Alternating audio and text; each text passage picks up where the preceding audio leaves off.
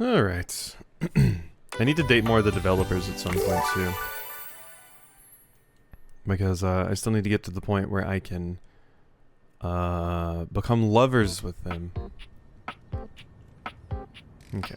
And apparently last time we talked to Stepford last. It is daytime, so let's talk to Teddy actually, because I finished the story with Teddy, but I imagine we need to do the advice. Well, of all the unexpected things. What's up? You really listened to me. You really listened to one of my stories all the way through. Even though we're all grown up now. I've collected them all over so many years and kept them shiny and safe. Waiting for someone. Well, waiting for you, really, to come back and listen. And you did. I can't tell you how touched I am. But the unexpected part is how I feel. Yeah, I'm sorry, Teddy. I've always loved you, you know, even when we were little. We were so young. And I always wanted to protect you. But then with all the time we had apart, how much you've changed and turned into such a remarkable and generous person, I find that I love you. How would you feel about making some of our own stories together? I'll bet we could find some new things to advise each other about too. Love you too, Teddy, but I just love our friendship. Let's stay there. Yeah. Of course. I understand. Thank you for being honest with me. Isn't it grand? There are so many ways to love someone. It's the best. Yeah, I'm not gonna bone my teddy bear. You're super. Thank you. That was probably... I would guess that was empathy or smarts. But we're maxed out on empathy and charm, so we need poise, smarts, and sass these days. Ho-ho. Sorry, you.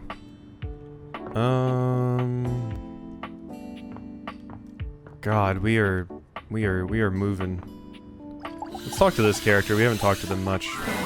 Diana is fully absorbed in her own endless monologue when you find her again. Round and round the mulberry tree, round and round the mulberry tree. I ate a mulberry once. Actually, I had them dried in a trail mix with cashews and some cousin to chocolate. But then I bought the trail mix at a different store and I chomped down and there was glass in it. Glass falling out of my mouth. Have you ever chewed on glass? Finally, her gaze darts over to you. It appears you finally caught her notice. Hey! Oh, there's you there now. Ooh, are you there? Is that you? It's me, Mr. Good Gibberish.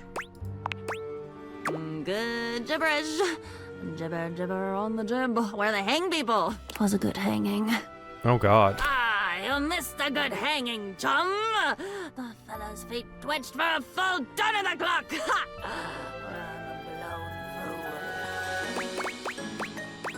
You sound like a pirate story I read once.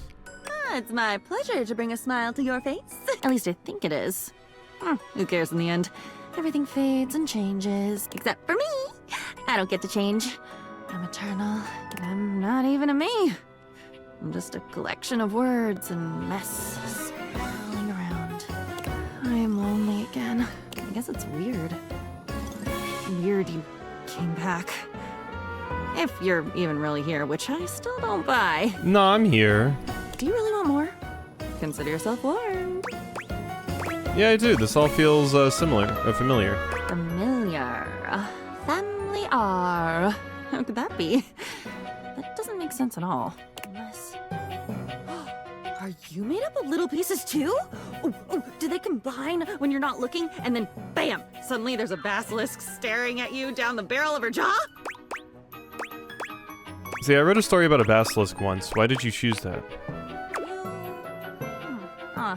You're making me bounce on my feet, pal. Jab, jab, cross the boyo. I get it. I'd use that image to describe being off balance. Well, bring it on, Captain Bligh. Captain Blight, blithely unaware, his crew making their mutiny right under his sweaty nose. You've seen that movie, right? Yeah, I have. You know it because I know it. I loved it. I wrote in my diary about it after. Yeah. I'm your diary. Exactly.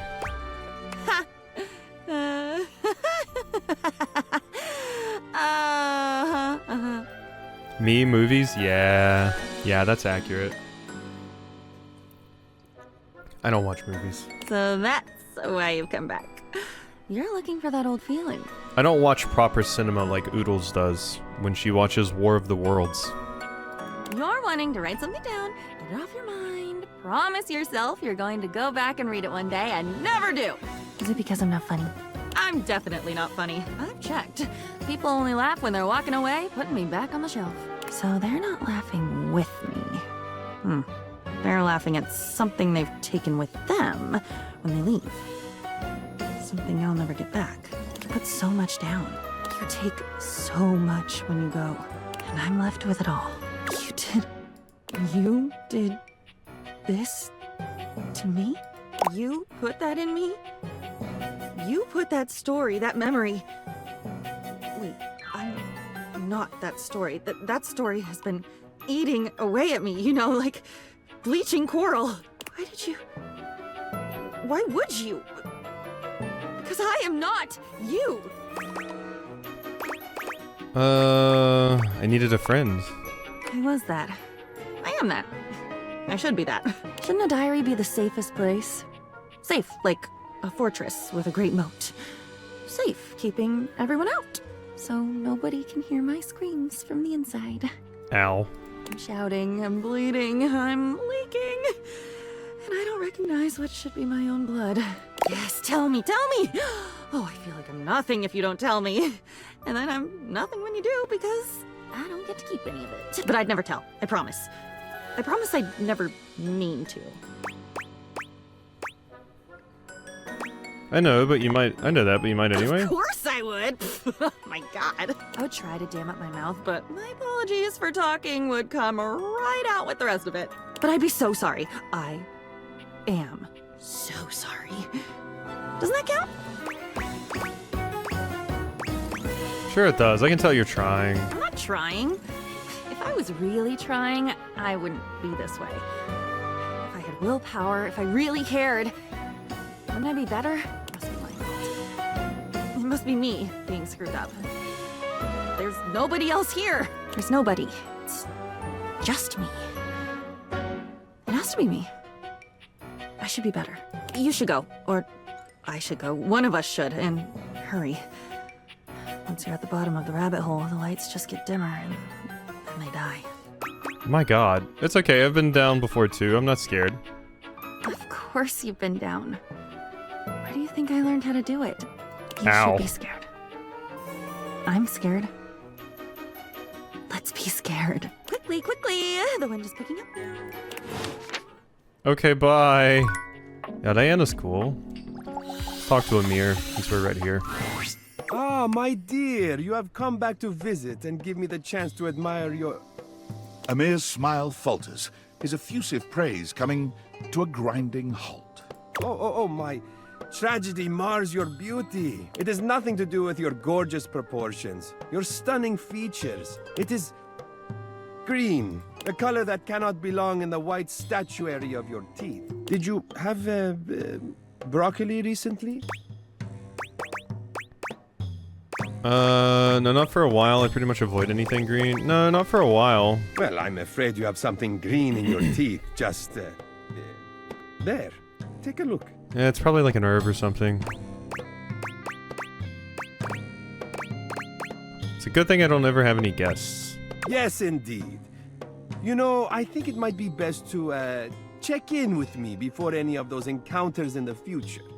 And perhaps you should consider flossing more often. I'm sure Barry would be happy to lend you a hand with it, actually. He's rather obnoxiously reliable with personal routine. Don't be mean to Barry.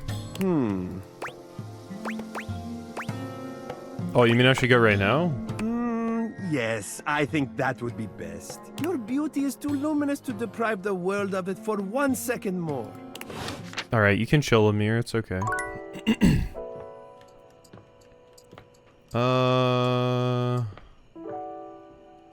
Let's go down here because I did want to talk to Kopi. Because I think I'm gonna have to be friends with Kopi because I screwed up coffee trivia. Listen, I need to talk to you about something. I got an itch on my leg. Okay, there we go. What is it? It's just, you've been coming here so often.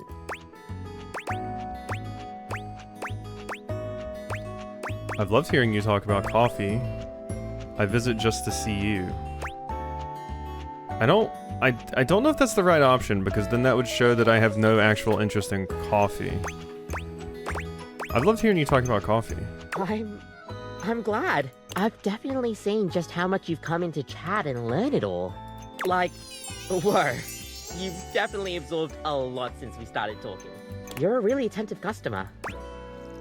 It's been an honor learning from you. Same with you, honestly. If it weren't for you, I don't think I'd be able to improve my coffee the same way. You've definitely helped me warm up my skills. And you've helped me warm up my heart. Suddenly made some stellar coffee. I was hoping that we could be more than that. Oh! Well, I'm certainly not opposed to it. Stop by anytime you like. Let's allow this relationship to brew some more. Wait, why did that make the brrr sound? That was good. That was a good thing. I didn't get rejected. Why did it make the brrr? Did I catch Kopi off guard? Did she not like that? I thought I'm so scared every single time when I choose an option. I'm like, I don't know if this is the actual I want to romance you option or not.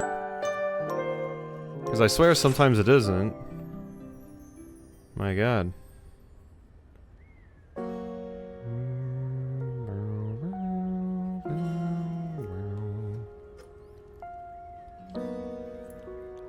Yeah. Oh, I just checked the Discord. It looks like,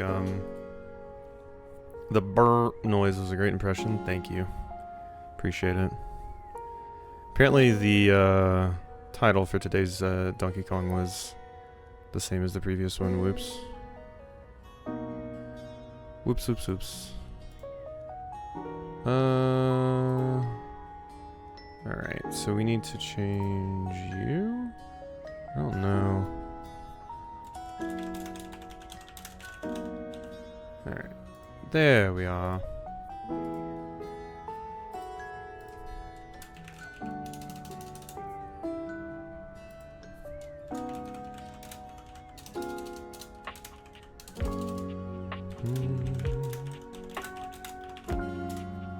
Alright. Now we're good. And I need to go see Kopi again, but I also need to talk to this other character. Oh no, the game's doing that stupid thing that it does. Ah, that's so annoying. That's so annoying. I think I'm gonna have to restart the game now, actually.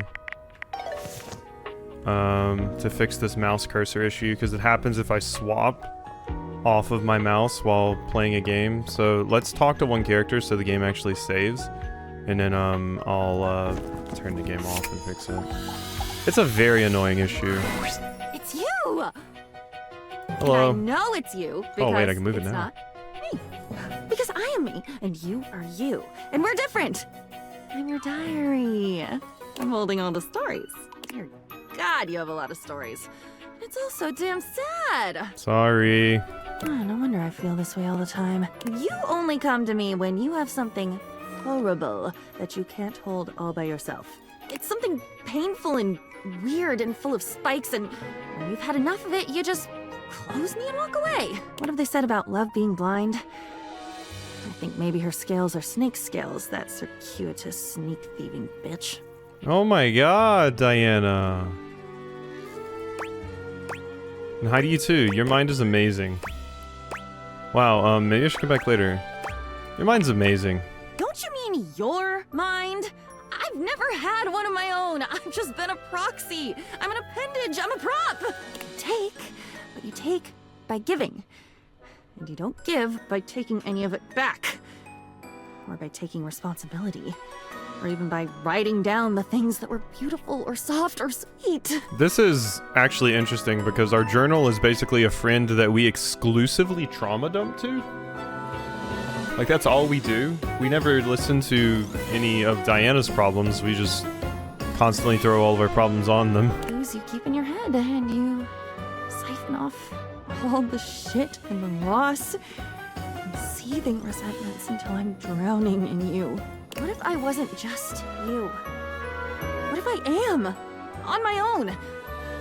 What if I could watch a sunrise and think not about the people who will never be able to watch it with me, but about how pretty it is? Maybe I can.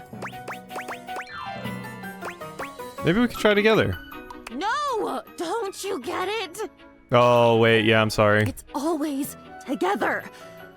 I've been a conjoined twin my whole fucking life, only I didn't know it. None of my experiences were mine because they weren't even ours. They were yours. They can't be ours if I'm not even there. Just go. Just leave. You're always there. Don't you see? Always and never. Always for you and never for me. I would die if you stayed away. But if you don't go away right now, I'll combust. Whoosh! Okay, I'll see you later. With a look back at her to make sure she doesn't combust, you take your leave. Yeah, I can understand you being kind of done with me. Like, that makes a lot of sense. Okay, well now the game is saved, so I need to restart it. So let's go to that, close the game, and then just start it back up really quickly, and we, should be good. Yeah, that is a weird, annoying bug. But it's less a bug with, like, the game and more just since I have a KVM switch, it causes that to happen. So. Alright. Team 17. Hey, thank you. I haven't heard, Sassy Chat Game. God, what is their name? Why can I not think of, Toaster Date Girl's name? everything. There's a clear relationship between low ceilings and creating feelings of anger and anxiety. While high ceilings elicit joy, however, low ceilings are easier to heat, which could theoretically lead to joy. Thank you for that fact. Right, Amir. The sound of Johnny's distinct vocals and a blast of steam hit you all at once as you enter the bathroom. Amir is wincing, calling out over the noise. I'm not in the bathroom, I'm in my bedroom. Johnny, as vocally blessed as you are, don't you think that is enough for today? Johnny continues singing. You can't tell if he's just not heard Amir or if he's ignoring him. Yeah, Johnny must be a very, very awful housemate.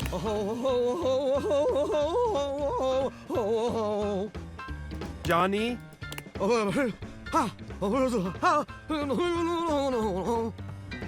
Johnny? This is for you, Grandpa.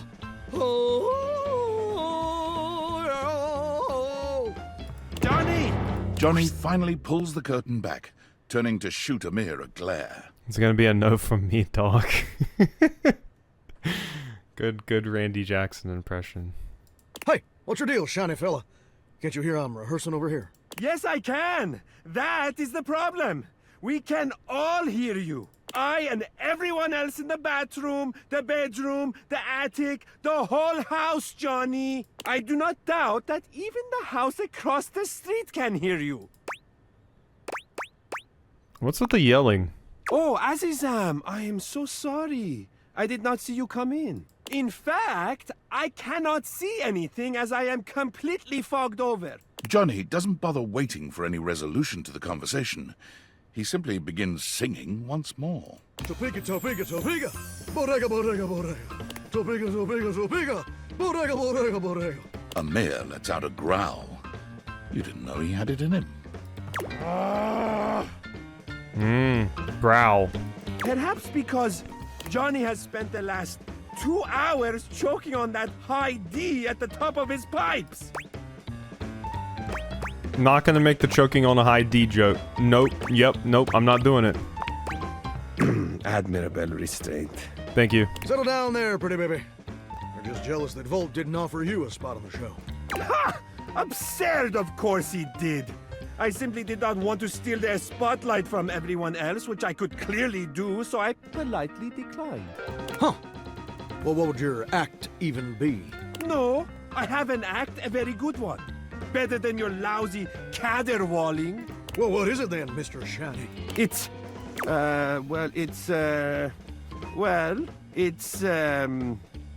I do, A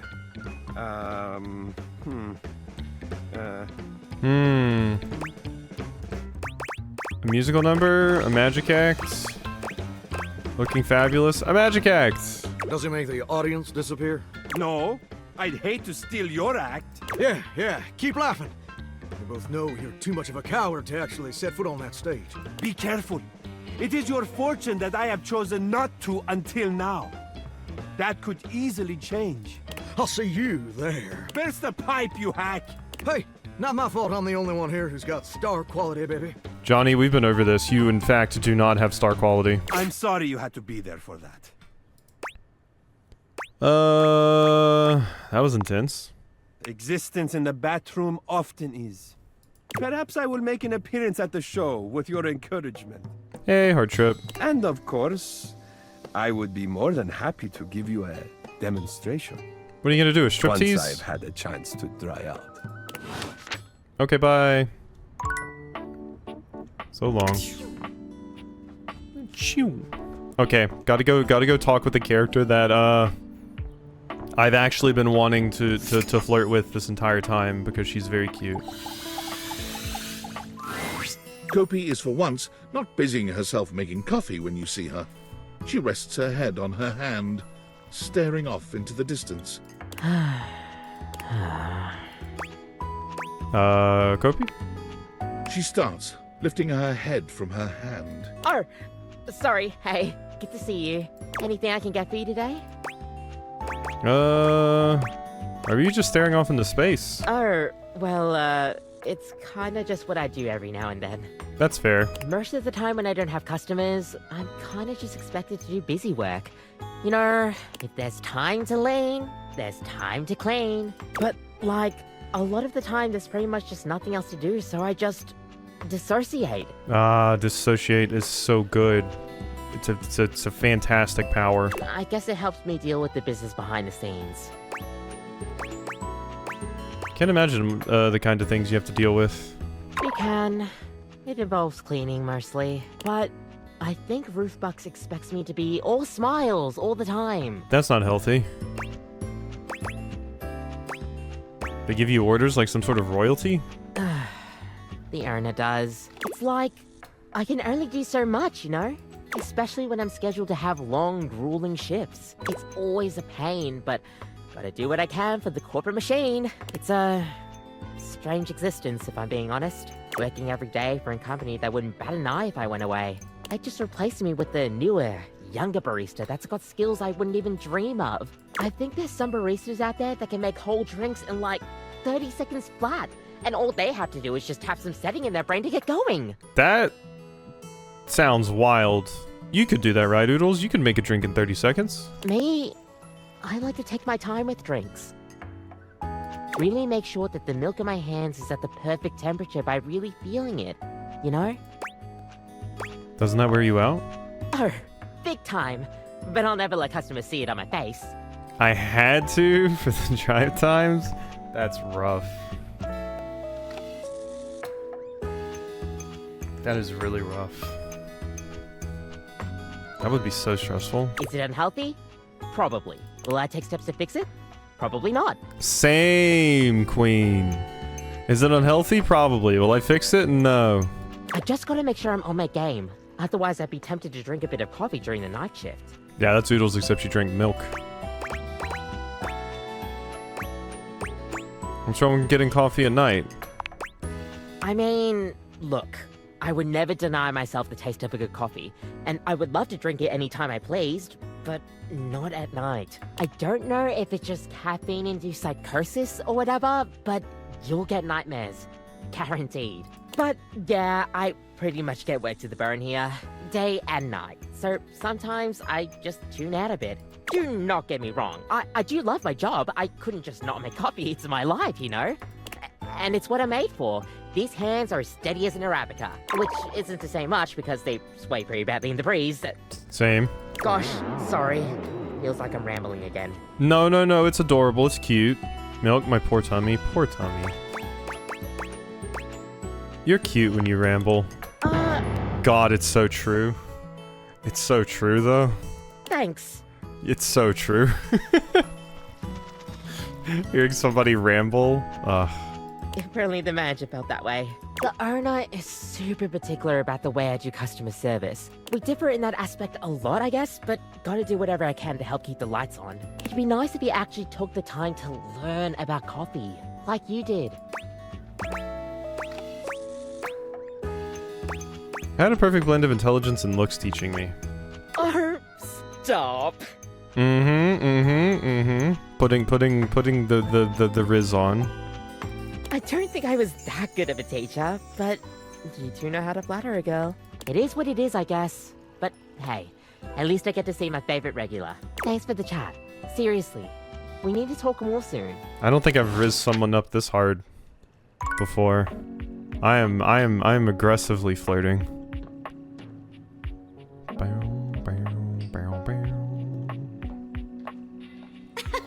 Do we even have anybody left in here? Ah, Stefan. That's right. Did I ever finish off Abel, though? No, Abel still has stuff.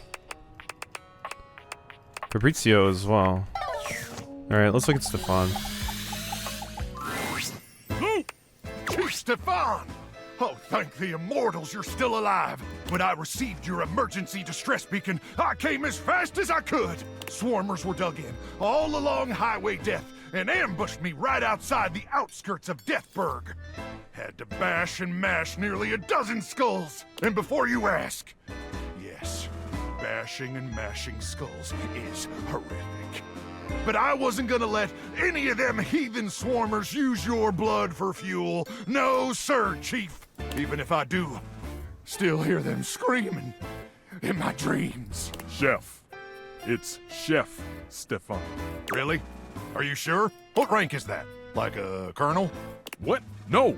It's not military rank. It's the title of someone who prepares meals. In my case, Michelin-starred meals that will change your life. Oh, man. That sounds radical. I could use a real meal, let me tell you, Chief. I've been subsisting off protein gels and carnitine chews for damn near 56 months now. That sounds awful. It's gotten so bad that my blood's turned purple, and some of my less necessary organs have liquefied. My God. Ever had a organ liquefy on you, Chief? No. But this conversation is making me feel like my brain is liquefying. Oh, Crook! That's the first sign of a gamma worm infestation! They're probably burrowing in your amygdala right now! Someone call a medic! Scat! I'm on it. Quickly, Ranger! We don't have much time. They lay their eggs in your brain at night when it's cool, and when it's warm out, they start to thaw! Yeah, that's great. That's great. That's great. Hey, speaking of thawing, that's actually the reason why I called you here. For the mission, Chief? What? Oh, yeah. Sure. For the mission. Well, I'm ready, Chief. I was born ready. Mostly because minutes after I was born, they implanted a chip inside my brain. Never told me what it was for. Said I'd know when the time was right. And, Chief, I swear to the immortals that the time... Why won't he stop talking? You gotta take control. Give him orders. Orders, huh? Well, why didn't you just say so? Luke, listen to me, okay? As your superior officer, I need you to shut up for literally 30 seconds. Can you do that one for me? Can you just shut your hole? Yes, sir, Chief! Excellent! Now, listen up, soldier. Ah, I see. Luke likes to be given orders. We've got a life-changing meal to serve in less than 20 minutes, and some imbecile forgot to defrost that chicken. And unless we can thaw that bird in record time, Operation Poulet a la Normandie is facing imminent mission failure. And I don't need to tell you what the dire consequences of mission failure would mean for us all. So, soldier, can I count on you? sir. Yes, sir. Then throw open the chassis, soldier. We've got a bird to nuke. Have fun. That's it, soldier. Nuke that bird straight to hell. Yeah, nuke it. Now, where did I put that apple brand? Yeah, you just gotta lean into the roleplay for Luke. Quite like a pirate friend in that regard. Abel does a funny little dance. Ah. Damn it. I still gotta find some other place to talk to Abel. Maybe at the coffee one again? Coffee table? There's not another table around here, I don't think.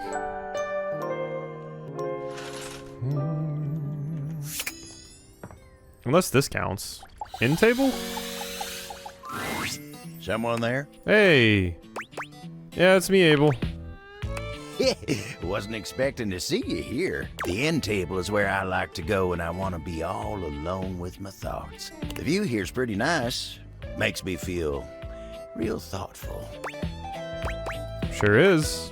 Oh, glad you understand. You came at the best time for a talk. Much as I like to be in here to think, sometimes it's tough. Betty is sweet as pie, but sometimes the table's got to think on his own. But Betty's company's a darn sight better for thinking than those dang Hanks. Yeah, I know what you mean.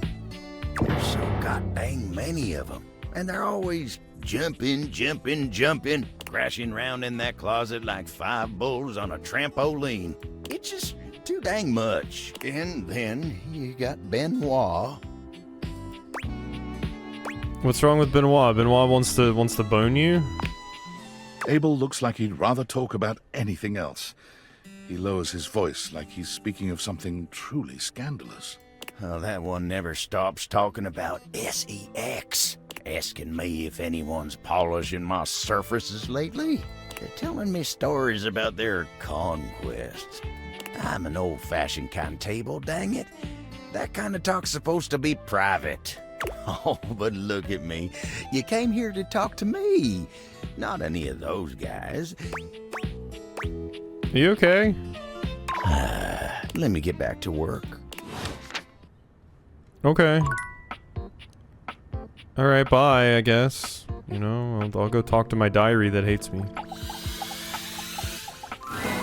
Hi. Hi. And hi to you too.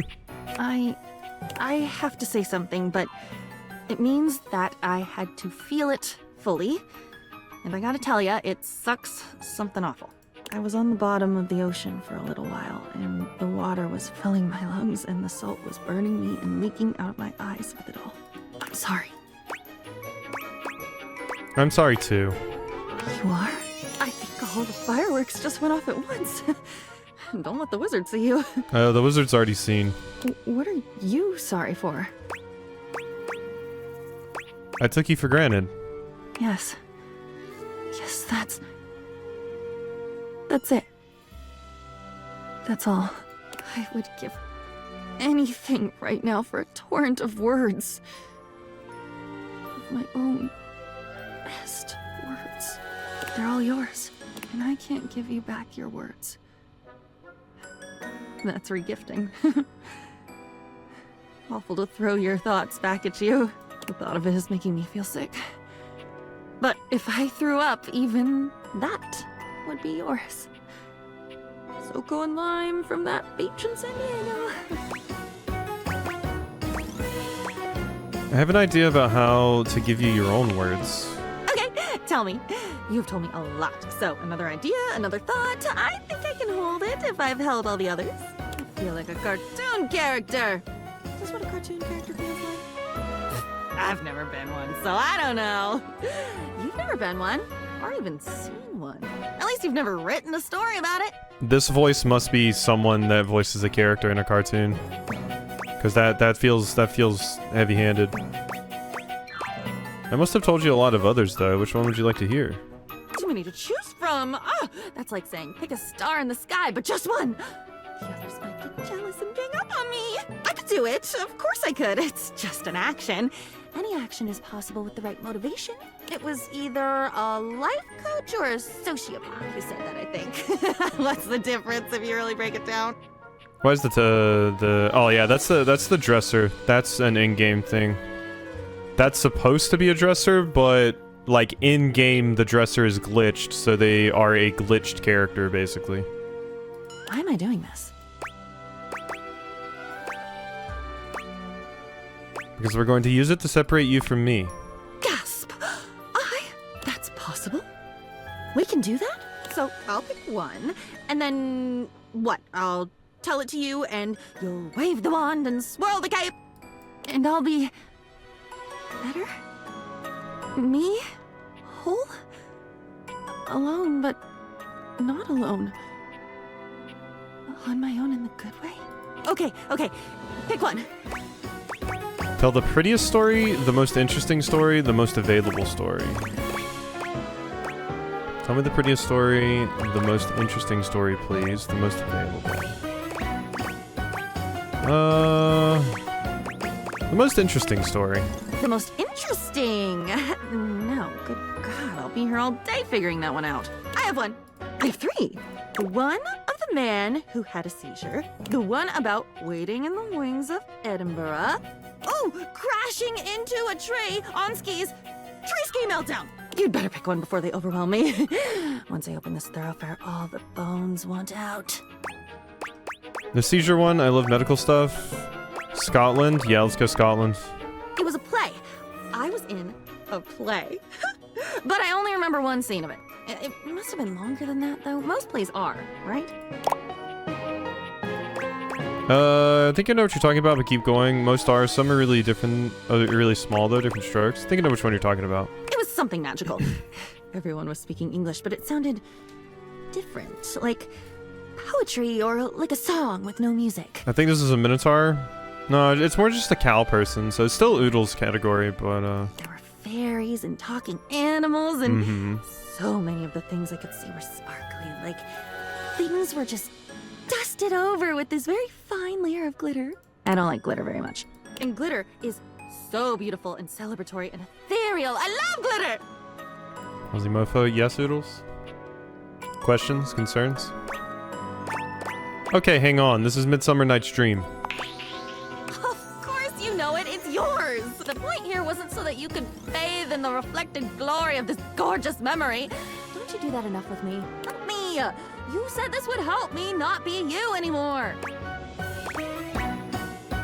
You're right. Sorry. Much obliged. I remember I was standing on my tiptoes in the wings, waiting for my entrance. That's the play you did with a broken arm? Oh my god. Crazy. That broken arm story was wild. But when this was happening, you were on a desk in the hotel. Me. What do I remember? That isn't what you remember. This is archaeology, like unearthing a minibus with toothbrushes. It's quiet. There is a single light on, just over my left shoulder. Can books have shoulders? Yeah, I think they can. I don't see why not. I can see the dust motes falling through the air. I can smell something stale, but not unpleasant. Old, but well cared for. Musty and comfortable. Oh, wow. I can remember my breathing. Steady. Bated. Like I was waiting for something.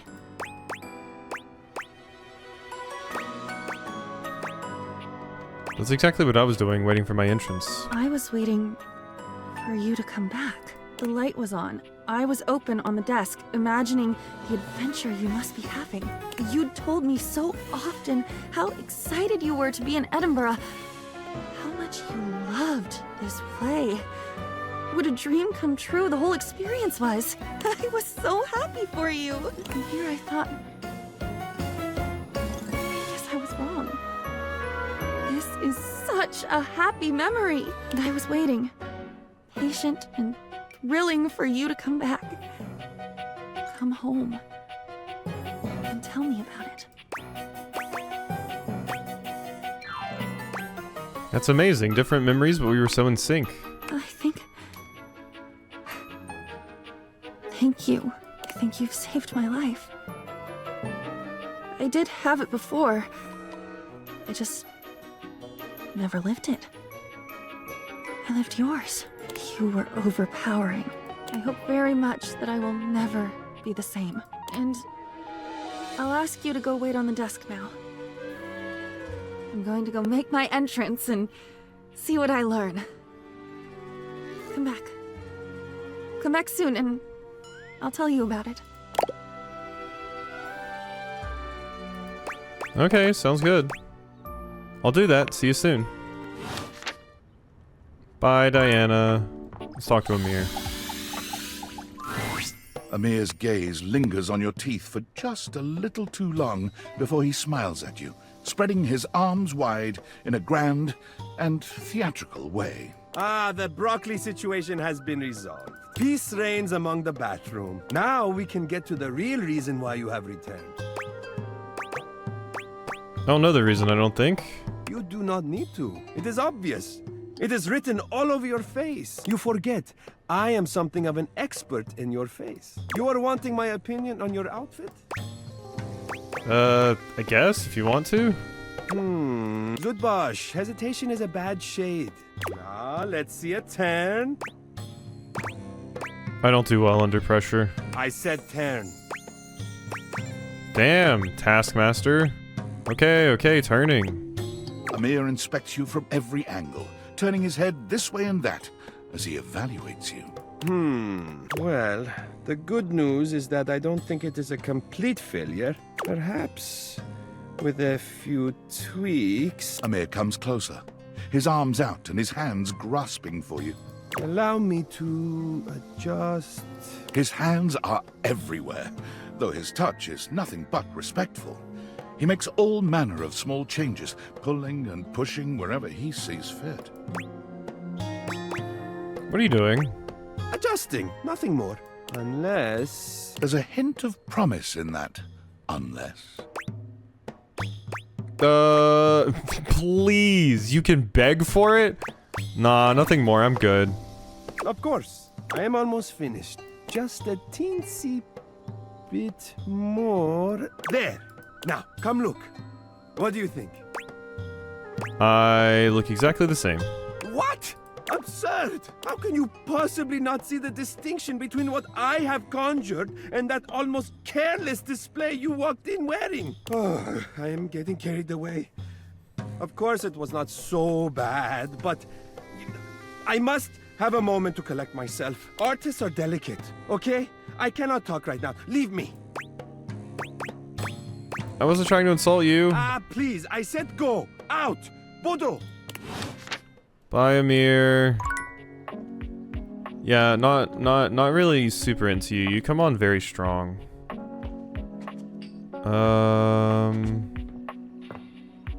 Let's go speak to Kopi. Bow, bow. Hello, Kopi. Kopi greets you robotically, lifting her hand to give you a stiff wave.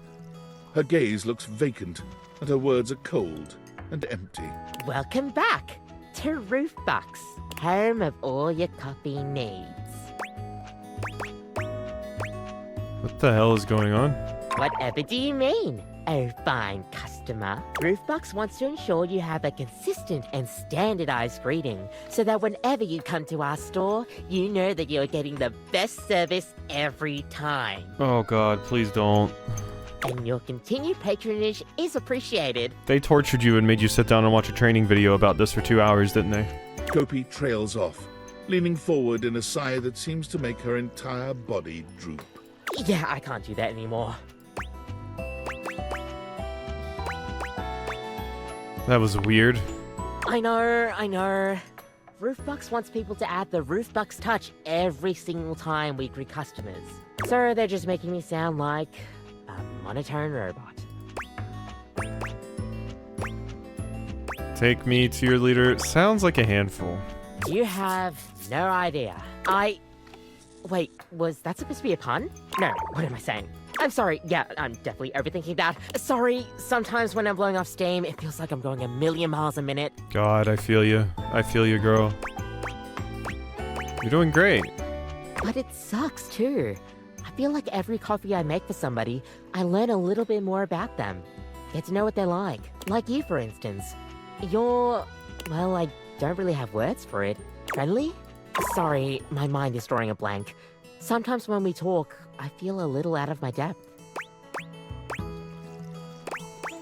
I could say the same for the barista making my drinks.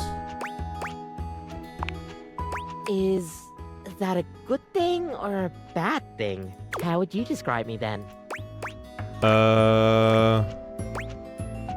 You're like the coffee you make, warm and beautiful. Oh, God. Oh, I'm getting so rejected. Oh, I'm getting so rejected. Warm and beautiful. Well, I've never received such a review before. Thank you. You didn't say anything about the pun? But you get what I mean, right? I like to be more personable with the customers. That's the best kind of customer experience to me. She is the one. The corporate nature always gets in the way of all of that. Heck, if it weren't for the customers, maybe I would have quit a long time ago. Coffee is just everything to me. The aroma, the flavor profiles, the warmth. You feel that too, right? Of course. Good. Good. I'm glad somebody around here does. Sometimes it feels like I go cocoa crazy and nobody else really gets my obsession with this fabulous drink. Especially with the boss like... Look, I wasn't going to say anything while he was here, but he's making new plans. Plans that I don't like. What plans? Roofbucks, in their infinite wisdom, have decided to completely get rid of the customer experience. They want to turn us into a fast coffee business. Ah. But you love going slowly. Exactly. They say the whole ordering system needs to be completely revamped to maximize profit. Of course they would. Instead of warmly greeting customers like I normally would, now I'm expected to have 30-second interactions with them at most to get their order, and then mindlessly brew away. No special touches, no conversations, nothing. We need to get you to like a smaller coffee shop. Coffee in, coffee out. It's like they don't want what they hired me for. Quality and thoughtful coffee.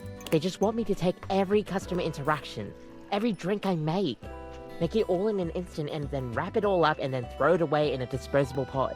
Apparently, somebody made a complaint about the times I've been chatting away. Mainly to you.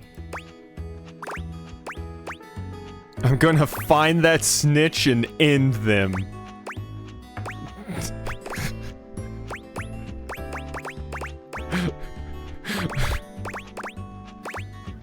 I'm gonna find that snitch. I'm so sorry. It's not your fault at all. If anything, it's fully on me. I get it. I'm just probably not the corporate machine type. I care too much. People rarely are. You ever thought about making coffee somewhere else? Somewhere else? I guess I never thought of that before. I mean, I guess I do know a thing or two about my coffee, but Roofbucks has a complete monopoly on the coffee business. There's nowhere else for me to go. You're a literal coffee maker. You don't need them. Wow, I mean, it's a lot of work to make that happen. I wouldn't have any corporate backing or anything like that. Do I even have what it takes to make it? You have the returning customers. You know what? You're right. I'm the one making the coffee and seeing the customers day in, day out. I'll have to give this some thought, but maybe I can do it. I'm a smart bean. I know I'll be able to figure this out. You're a lot more confident now. All thanks to you. If you hadn't encouraged me to step out on my own, I would have never been able to even think about this. It'll take a lot of work, and honestly, still a lot of hours I need to do under Roofbucks to get stuff going, but it's worth it to chase after my dreams. Thank you. Thank you so much. I'm making Queen happy, and that's what's important. Is there anybody else in here we still need to talk to? I don't think so. We are truly running out of characters to speak to at this point.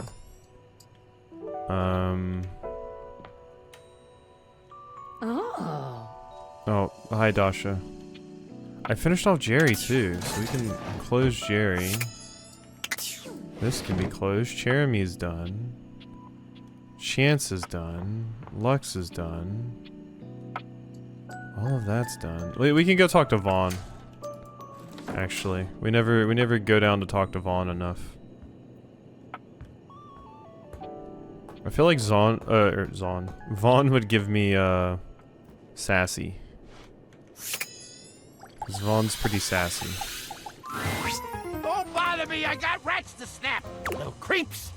Wish it wasn't a one-shot deal. I'd love to just find one that I could snap over and over again. Couldn't you imagine that? Gotta teach him. Oh. Okay. Bye, Vaughn. That was a pretty short conversation. Alright, up we go.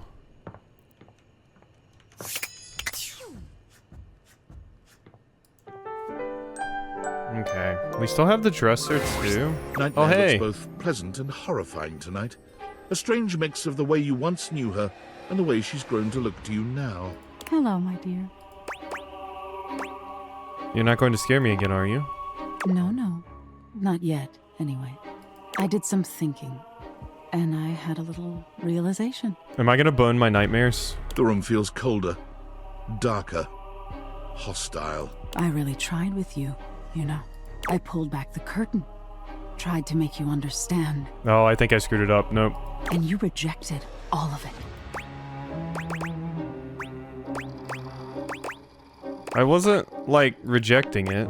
That's exactly what you did. Nightmare seems larger somehow, looming over you in a way that activates your fight or flight. But you can't move, can't speak. Okay, so yeah, I was supposed to... I didn't want to act like I was afraid of you, because that would seem patronizing. I didn't want to lie to you, but it seems like that is possibly what you wanted. That's it. If you don't value me, won't engage with me, I don't think you deserve to dream anymore. You don't deserve to live, really. Maybe I should take more than your dreams from you. Your body is melting, and your thoughts are a chaotic scramble. Perhaps you could have avoided this by being nicer to her, but you're past regret now. I was nice. I just said, hey, you didn't really scare me, like, once. Look at that regretful expression. It's too late, dear.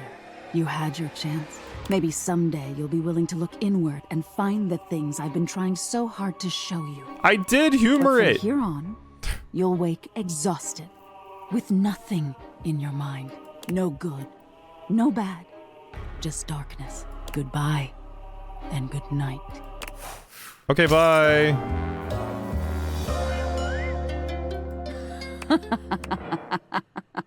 Later. I really wasn't that mean to you. I was just being honest. But alright. If you say so. Thanks, Reggie. Okay, well that's another character finished. Let's go talk to my cute journal. You're back! Oh, I'm so glad to see you. I had so many thoughts while you were gone. About mountains and how amazing it must be to get all the way to the top of one and then look down and realize that you got you to that whole different perspective. And then I thought about deserts and desserts, and man, did that make me want chocolate cake. Because I've had some chocolate cake before when you accidentally smeared it on that one page where you were writing about dogs. Wow, chocolate is great. Nice to see you too. So, are you ready for my idea? Cause it's about to come out swinging. Swinging a big ol' baseball bat, Bucko. Bring it on. It's pretty simple. It's pretty wonderful, really. Especially given that I never had choices before, and now I do. I've never had a friend before, and now I might. Instead of your diary, just a thing where your secrets go, just a book that can't really share in anything with you. I'd like to be your friend. A friend like I know I've never had before. We can share experiences, one to the other. Everything is allowed, like always. Everything is safe, like always. But for both of us.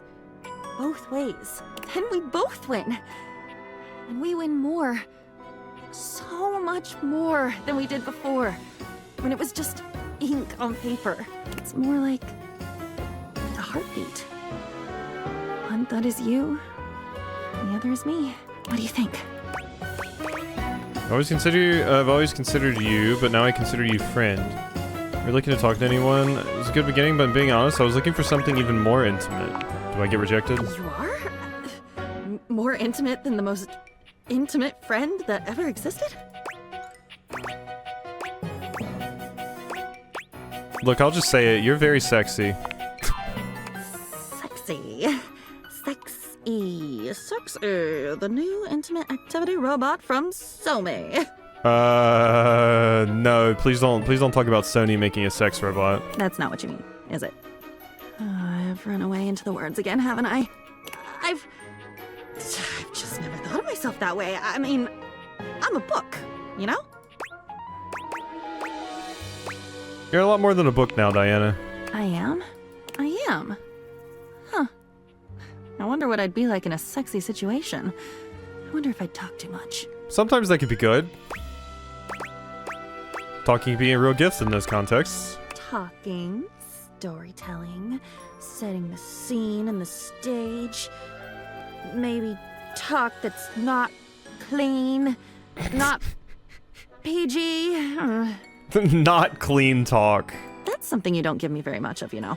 I wonder if you've been shy. I wonder if there are things you've always wanted to do. Or say. Maybe we are each other's most intimate friends after all. Looks like we're gonna start, hold on to your ink, you saucy cereal. I gotta say this, come on. Hold on to your ink, you saucy cereal. Yeah! I boned my diary. Love, I want to tell you everything. I boned my diary. It was such a good line, I couldn't not choose it. It was kind of a requirement. Amir, for once, doesn't lavish you with compliments when he sees you approach. He simply sighs, his expression as heavy as his mood. Hey, were you watching when I flirted super hard with and banged my diary? And then called her a saucy cereal? Big sigh. What's wrong? Nothing. It doesn't sound like nothing. All right, you have caught me. It is not nothing. Very clever. That was easy. I am afraid I am not in the best of spirits. I'm all ears. I do not know. It is just... things have been so slow around the house today. Everyone is off being too busy with their little jobs and their little hobbies, completely abandoning me. It is very selfish. I'm confused. So you're just bored? No, I am not just bored. I am desperately bored. It is sad reflecting on my own. I'm lonely. How about I hang out for a while? Yes! Yes, I would like that very much. Great, what should we do? Well, other than gazing at each other... Oh, let us read from my favorite Lewis Barrel novel, You the Looking Glass. Ah, I see. It deals with a young Alice's adventures as she stares directly at a mirror for hundreds of chapters. Sounds enthralling. Sounds good. Well then, let us settle in for some companionable reading. Thank you for cheering me up, Aziza. Okay. Amir loves us. Bow, bow, bow, bow.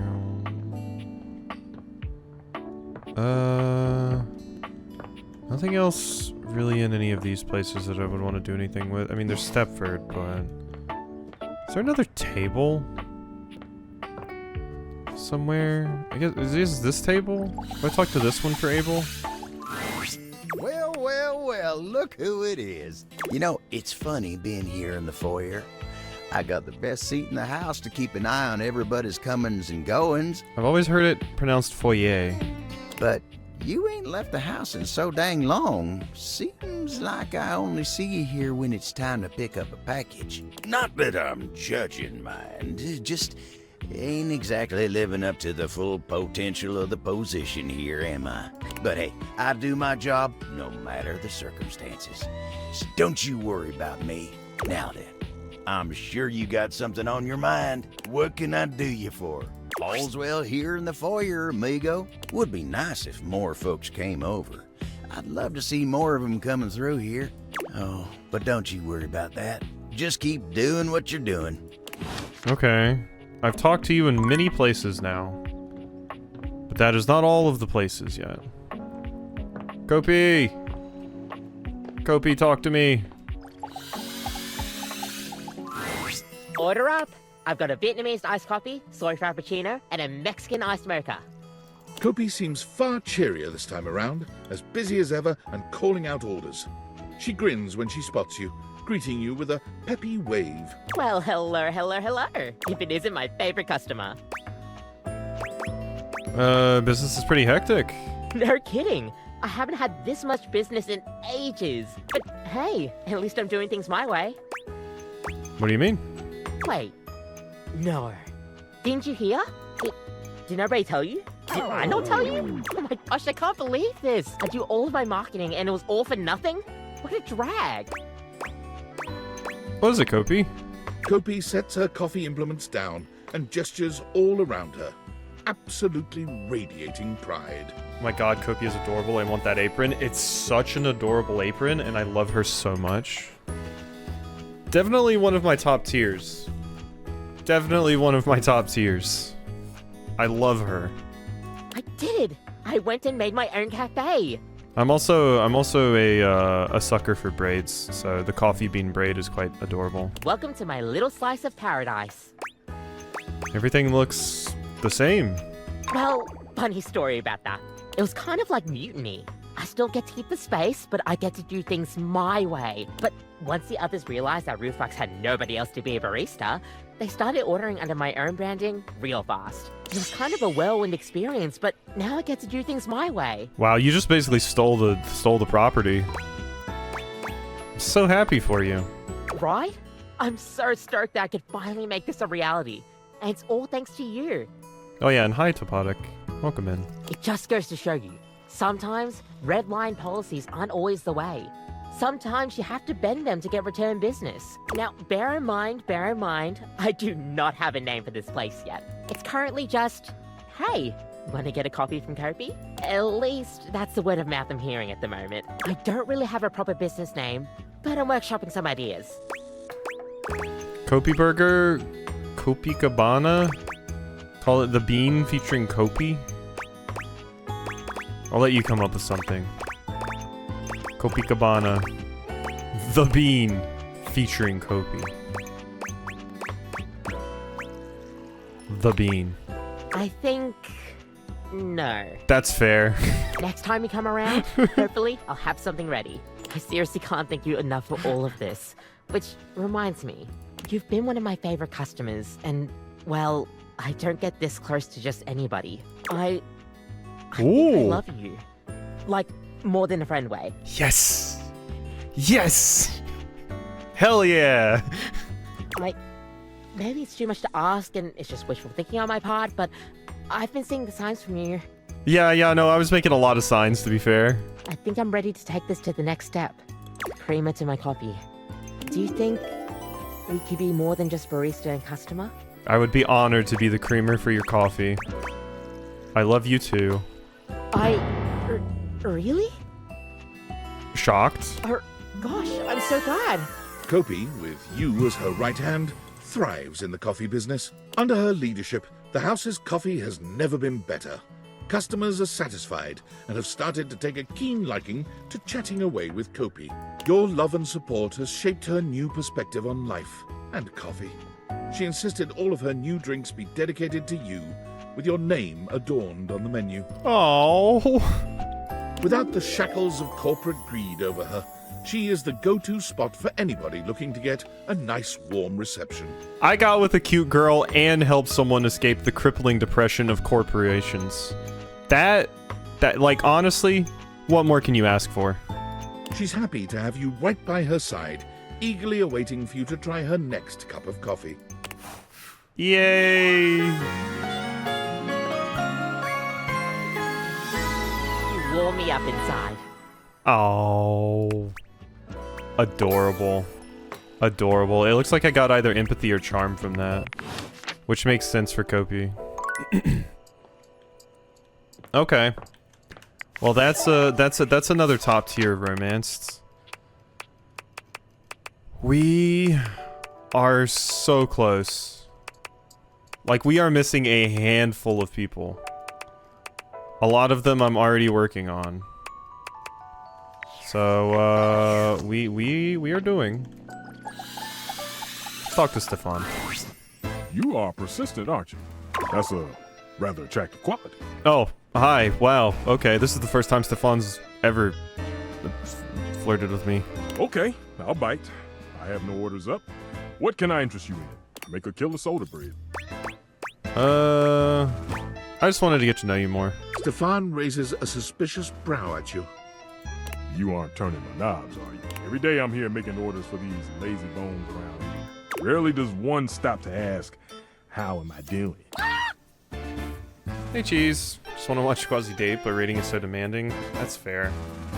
Rating can be a lot. Besides you, Mr. Cluckles. Might be because you yell at everyone.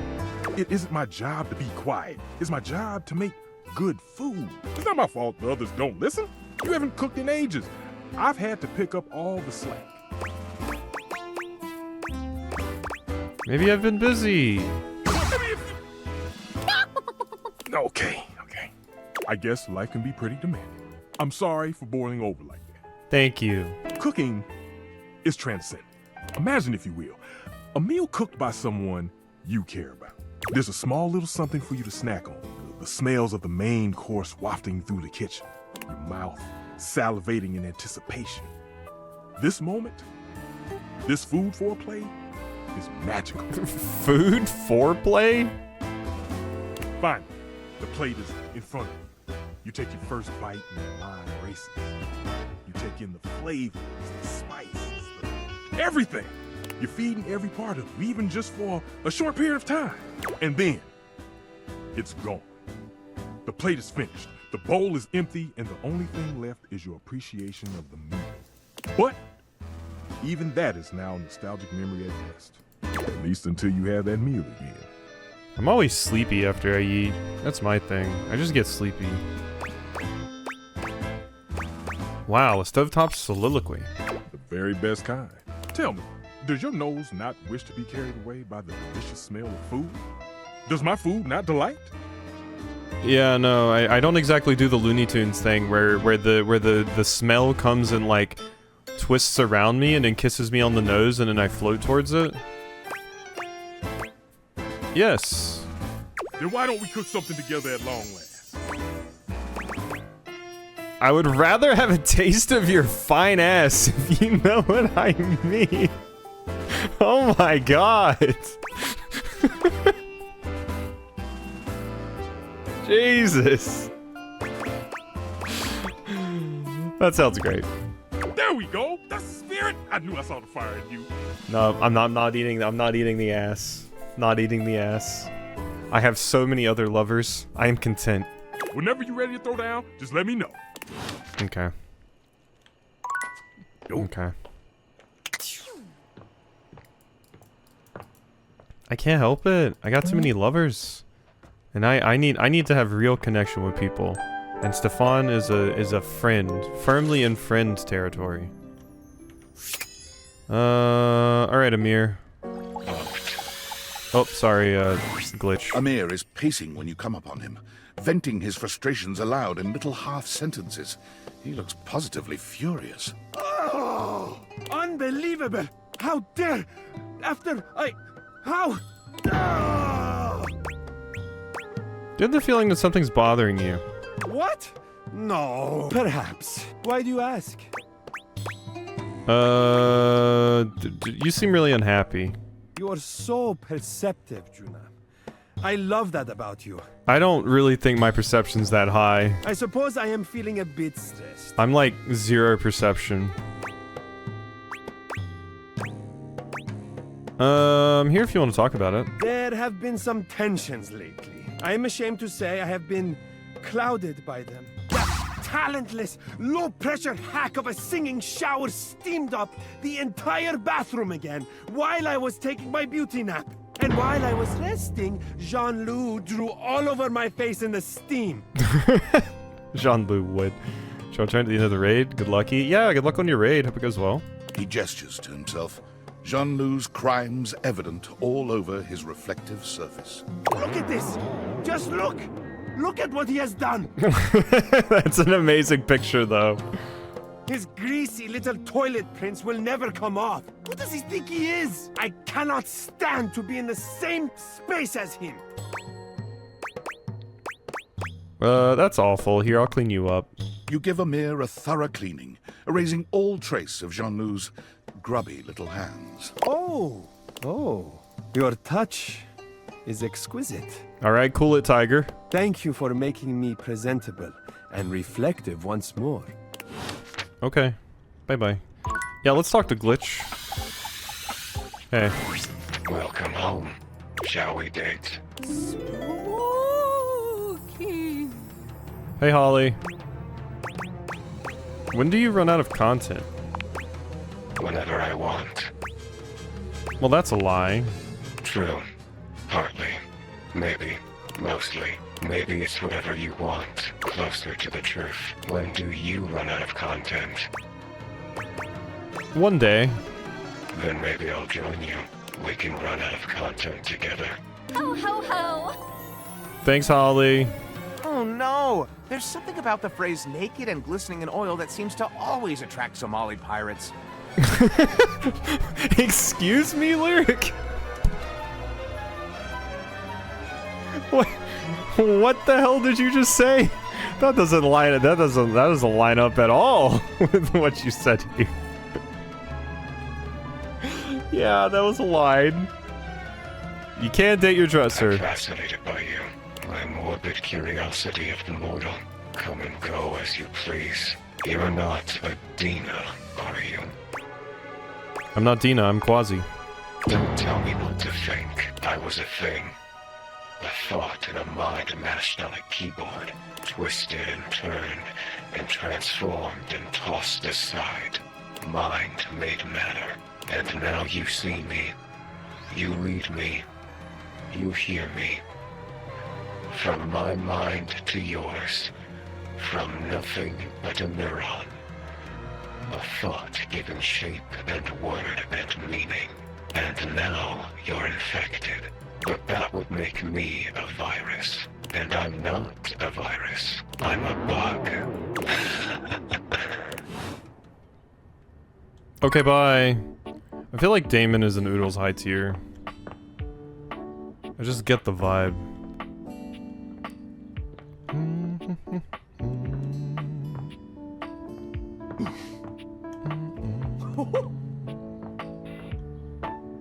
Alright. Stepford, I think.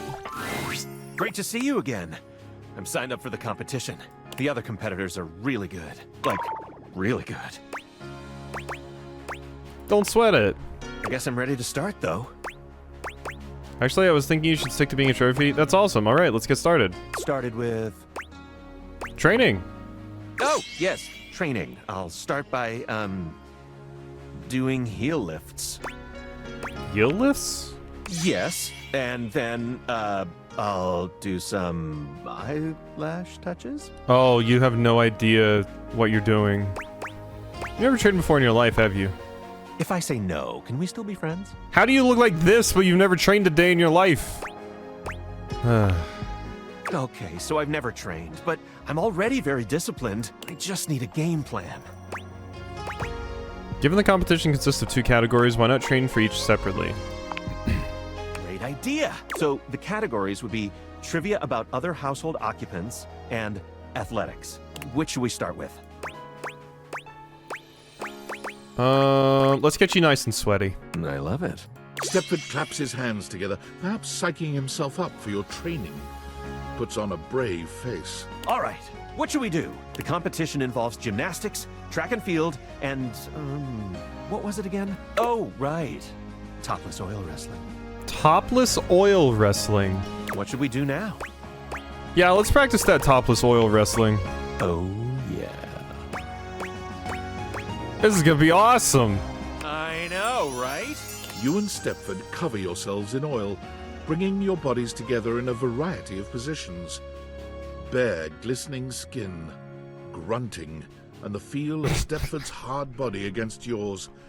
It's truly an unforgettable time. We're just oiled up, grinding on each other. What should we do now?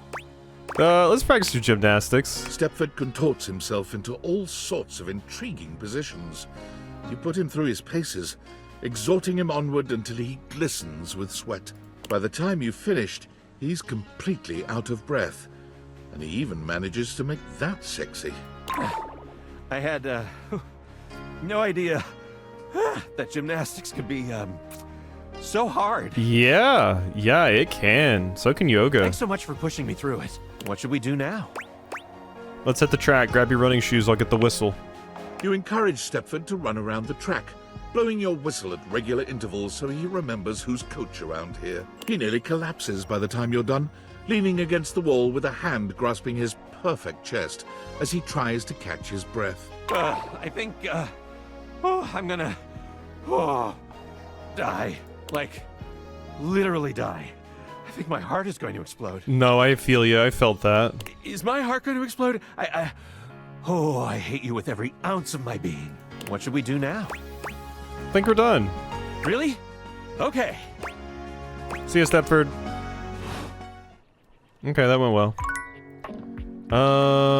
Another table I think I need. But I don't know where there is another table. Don't know where there is another table. We've done this one. There's not a little side table in here. There's not one in here, although I could talk to Faria. There's the kitchen table, which I've already done once. No table in here, just shelves. What about this? I don't think I've done this one. Or record player table. Real decent of you to come see me here, with a beauty like Rainy around.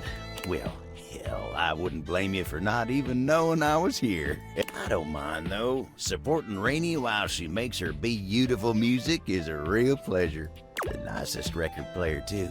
Always thanking me for holding her up and letting her do her thing. Nice to see a star like her be so humble. But you don't look like you're here for a song today, are you? What can I do you for? All's well here, amigo. Thought it'd be nice if I could get Rainy to play me a little country music. In the mood for a good tune? Okay, just checking in. Nothing to complain about here otherwise. Okay, bye-bye. Oh. Who to talk to now? Because it is firmly nighttime. Faria. Oh, hi there. Welcome back. Wounds? Injuries? In addition to bandages, I now have ointments. All bones intact. Wow, ointments. Wow, you're moving up in the world. Yes, indeed I am. From ointments, it's a hop to tinctures. From tinctures, a mere skip to injectable local anesthetics. And after that, the sky truly is the limit. I may even be the proud owner of a pill press one day. A pill press? Pill press, get it. One day, dear compatriot, one day. They are surprisingly hard to find.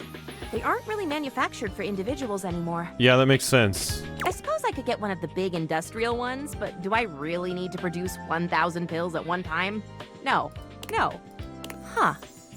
Actually, now that I've... No. Self-control, Faria. Self-control. So then, how are we feeling today? This is the traditional question that doctors ask, you know. I'm practicing. I'm pretty tired. I thought so.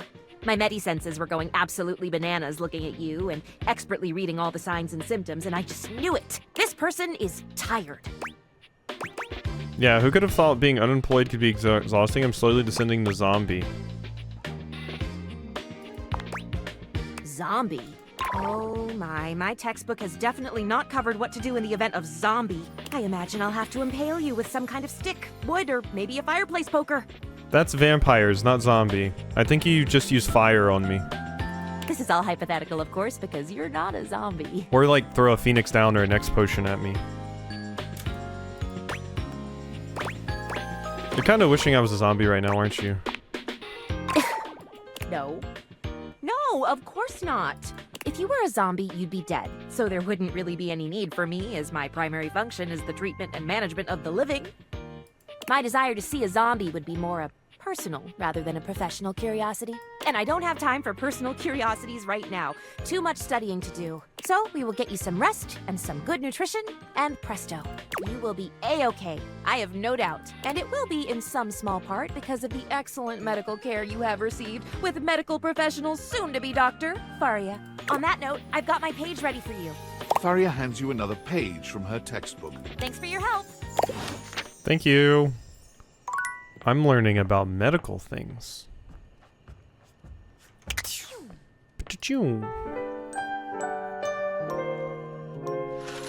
Alright. More Amir. Ah, my very favorite reflection. Did you need something? I can use a pep talk. Ah, and of course you thought to come to me, your closest and most treasured friend. I am touched. You have also made the correct decision. There is not another being in the house who can pep you like me. So yeah, I knew it. I felt your skill instinctively. Tell me, what is troubling you, Just not feeling myself. What do you mean you are not feeling yourself? Of course you are not feeling yourself. Look at you. Ow. Look at yourself. Really look. When was the last time you appreciated what you saw, I try to avoid looking, honestly. Exactly. You are not feeling yourself because you are not seeing yourself. How can you appreciate what you have when you are not willing to see it? It's hard. Come, I want you to gaze at yourself without judgment, without turning away, just seeing. Alright, I'll try. Good. Do this for 30 seconds. Starting now. You look at Amir, and he looks at you. Neither of you saying a word. I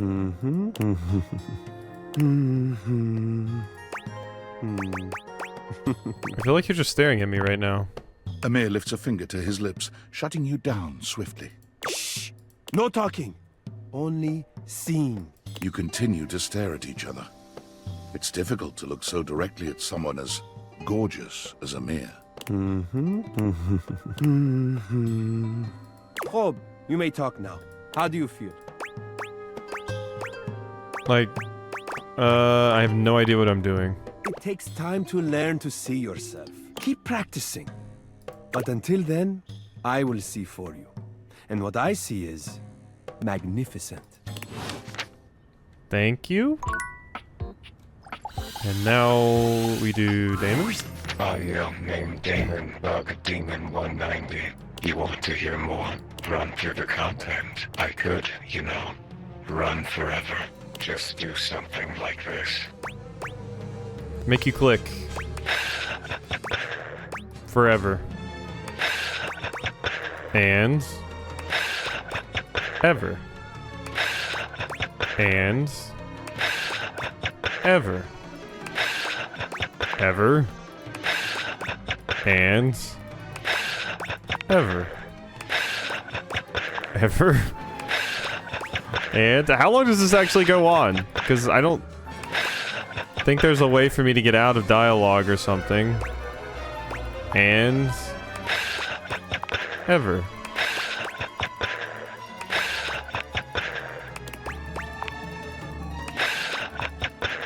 Is it actually going on forever? Okay, now you're Dina. Was that different somehow?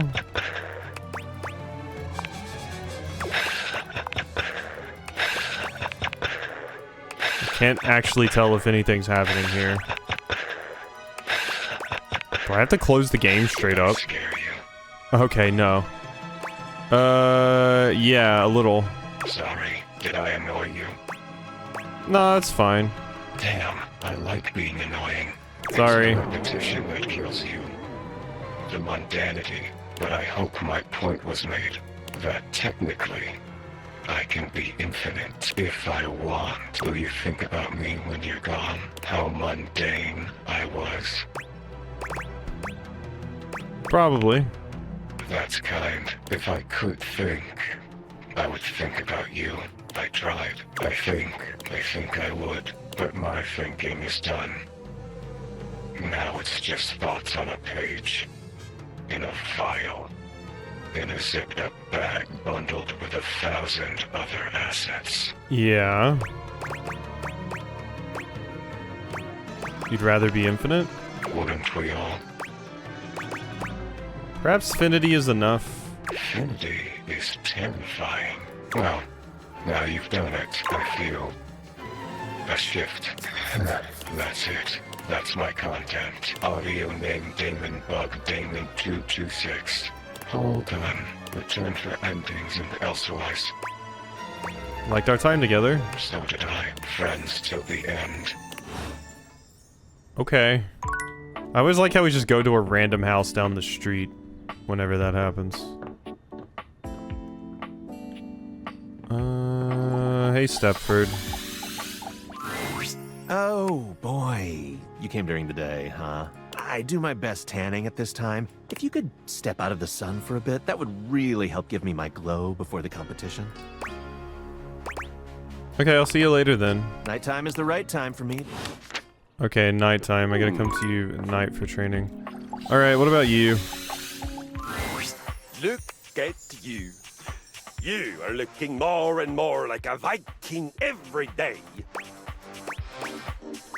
I knew it, I can tell. You are doing beautifully.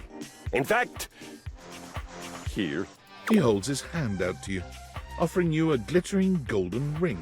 This ring was a gift to my father from the queen of the collapsible bookshelves. She and her tribe lived on the far side of our warehouse. We had very friendly relations with them, well, after the war. Sick ring. The ring was the sealing of the great treaty of peace between our tribes. I want you to have it in recognition of your dedication and perseverance. Thanks, Kristoff. That's really kind. It is my honor. Okay, that was a quick one. Do I need to find another Abel somewhere? I don't know where another Abel is. If I'm going to be honest. Try talking to the kitchen table? No, the kitchen table. Let's try talking. Yeah, this one, not the dining room table. All's well here in the... Well, mostly. But everything. Okay, I think we're still missing a table somewhere. I think we are.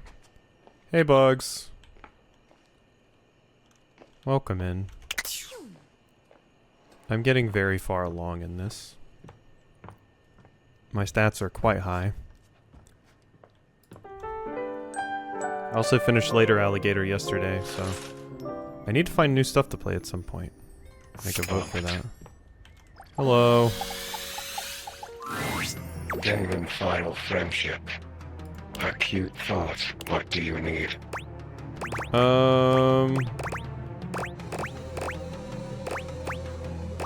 Just saying hi to a friend. There is nothing more to... Okay, so we're done. I can realize you know.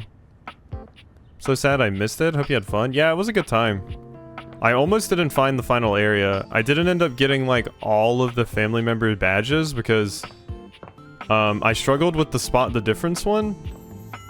And I tried to do the, dating one with the Yakuza again. and I failed it, and it gave me hints about what the correct options to choose were, but then it locked me into, like, doing the ending of the game where you have to go to Pat and experience the, like, all of that stuff, and I didn't see a way to get out of doing that, so I was like, okay, I don't have time to do this, but we got most of the stuff. I think I was missing, like, 6 puzzle pieces, too. Sliding block puzzle was good. I struggled with it a little bit because they don't give you a before picture. They just throw you in there with a lot of the pieces and you have to figure out where things go. And I started with, like, basically one too far to the left. So I was very, very confused for a second because I was like, how in the world is this going to work out? But then I fixed it, realizing I just had to move everything over to the right once. But it was a good time. I like sliding block puzzles, so...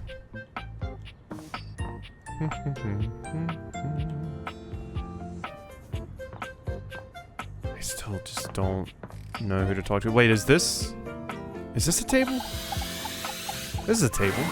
Yeah. Hey there. You want to watch some TV? Yeah, this is the final one. So they didn't go, are you okay, and offer to solve it for you? Oh no, they super did. In fact, I was like, no, I'm doing fine. I was just confused because you didn't offer me, like, a picture of the finished product. But yeah, they did. They do it kind of fast, admittedly. Especially since they don't give you a... Like, I don't think I would have gotten it if they had given me a picture of what the finished product would look like. But specifically because they did not do that, yeah, I got that.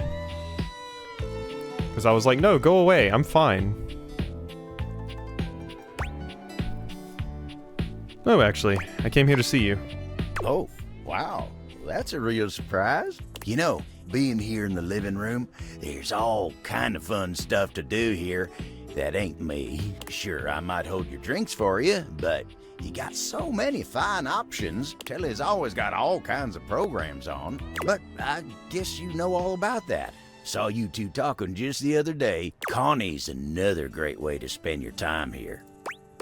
Yeah, we've already met. Oh, well, that's great. She seems, real nice. But, you know, a table like me needs some stability.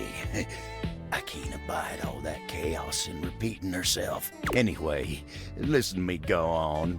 All I mean to say is, you got all kinds of things to do in a place like this, and here you are jawing with me. I appreciate you. Now then, what can I do you for? All's well here? Well, mostly. I want to watch Yellowstone, but nobody else does. How am I supposed to relax when I could be watching the greatest TV show ever made? You just want to watch Yellowstone? I got you. Is it really the greatest? Listen to this. A hard-working pair of jeans has to balance life in the dresser, sharing a border with other pants and USB cables. It's a clash of civilizations, old and new. Must-see TV. When you seem less than enthused, Abel's cheeks flush. Anyway, yeah, fine here. Just waiting for my turn on the TV. Okay, bye, Abel. I hope that's the last table. Because I've frankly run out of ideas, if I'm going to be completely honest. I talked to Amir earlier. We can talk to Faria. Well, if it isn't my favorite patient. Still not a zombie. And no, I don't say that to everyone. It is the absolute eel's ankles that you're here. I have a confession to make. Uh-oh, go for it. What's up? Ozzy, did you fuck the couch? Hey, Chili. I did not, no. I didn't JD Vance it. I refused. Couch is a good friend, but not bone material. Go for it, what's up? I have spent the time in between the last time I saw you and right this precise moment worried down to my very bones about your health. Down to your bones, huh? Yep, right down to the little tiny ones in my ears. Isn't that cartilage? Just answer this question for me. Do you have any of the following symptoms? Loss of appetite, dry skin, fatigue. Faria, I do not have whatever disease you're trying to diagnose what's going on. Loss of appetite for sure. Oh my goodness. This is absolutely the worst news you could have given me. I don't mean to alarm you. Yeah, what you said up until now is alarming. Yes, I know. I have to work on my bedside manner. I never mean to frighten my patients, but then I start listing all the things that could go wrong with their injury or their procedure, just so that they have all the information, you understand? Oh, there's tiny bones in the ear? Interesting. You'd be shocked at how many of them just clamber off the table and run screaming from my exam room. Probably wouldn't be shocked. A loss of appetite, I'm afraid to say, is just one symptom among a spread that are indicative of the highly contagious and incredibly deadly disease, typhoid fever. Because I have loss of appetite, you're saying I have typhoid? Typhoid. I know. This must come as a shock. Out of curiosity, what are the other symptoms? Well, patients can exhibit a cough, diarrhea or constipation, headaches and nausea, stomach pains. I don't have any of those. None of them? You're sure? Pretty sure. I've read all about it in this book. Yeah, sorry everyone, the typhoid came from me. It's so passé. Diseases that are out of vogue. I've been so enjoying my studying for the test, and I'm just so ready and excited to be a real doctor that I decided to do a little extracurricular work. As you might imagine, I don't have a library card or anything, so when I saw this book and saw diseases in the title, I thought, well, bee's knees, that's for me. God, you're gonna be one of those doctors I hear about that just ask ChatGPT what's wrong with their patient. It's been giving me the heebie-jeebies for the longest time now, but I have to know what I'm talking about if I'm going to be a true healer. Bad news about the chapter on measles? Yeah. I think you should just stick to your textbook. Oh my, I'm quite tired, actually. I do have another page for you, but I think I'll maybe give it to you and then I'll just go and rest. It is exhausting carrying this much. Faria hands you another page, one hand held delicately to her brow as she wanders away. ABC. Okay. What now? I guess I can talk to, Ronaldini. Alright, Ronald. You're here for the show, yeah? I think so. Hello. Hello. You're so cute. I think so. Oh boy, get ready for some real corny stuff. Hey, if working with Ronaldini wasn't really your jam, why are you here? Well, he's kind of a dinosaur, but he's got his charm. And you gotta promise me not to tell him this, but he's got this amazing collection of coins. And not like fancy ones or old ones or whatever. Real coins. Just plain old high-quality cashola. I may or may not liberate several of them on fairly regular occasions. Like every time you act as his assistant at a show? Well, yeah. I may be mostly retired from scamming, but I ain't dead. Ah, okay, you're here. Good. Ha! Ha! I must confess to being more than a little nervous. As long as it's been since I put on a show, it's even longer since I've had a rehearsal. And especially a rehearsal in front of a human whose opinion I respect. Welcome to the world of magic. Thank you, Bobby. Welcome, welcome, ladies and gentlespoons, to the long-awaited return show of I, Ronaldini, the great and tremendous. Thanks, Ronaldini. Whoa, not terrible anymore? No, I was never terrible, really. It was all a cover. Yeah, and a good cover, too. You thought he was garbage, didn't you? Yeah, the bunny iron is so adorable. It's such a good bit of the design. I get it now, please continue. As you all know, I am a master of many magical feats, any of which would wow and astound you. But for this my return show, I shall focus on one area of my brilliance, a skill that has recently and powerfully affected my own existence. Now that I'm a parent with a baby getting vaccines, I've gotten 30% snarkier about vaccines and 25% just mean about it. Perfect. That of transfiguration. I came up with that word, you know? He was gonna say magical switcheroo. Thanks, Bobby. Ouch. Yep. Shush, Bobby. Now, prepare. Prepare to be amazed. I shall begin, as most performers do, with something seemingly simple. In the blink of an eye, I will transport myself from one side of this room to the other. Bobby, is the switcheroo, magical, switcheroo magic? ready? Yes, sir. Oh, Grand Magus. Now Bobby, he's trying. Let's be supportive. Presto! Like the crack of a whip. Whammo! Like a flash of lightning. I am here. And then I am there. Oh, amazed. Oh, hell yeah. Wonderful. Excellent. Oh, brother. I knew you would be. Just wait for what comes next. I give you this form. Oh. Yeah, you're Harper. Harper's cute. Hot. Or perhaps this is not the right face. Not for right now. I give you then a darling teddy bear who reads you to sleep and holds your heart in his big, capable paws. Yam City. Teddy, how you been? I can even transform our beloved assistant Bobby through the power of my magic. What? My guy, touch me with your magic or otherwise, and lose your wand forever. Ooh, Bobby Angie. Well, yes. Never mind that then. Magic is vitally about the consent of all parties, you see. It's kind of hilarious you say that while like just straight up copying someone's appearance. 100%.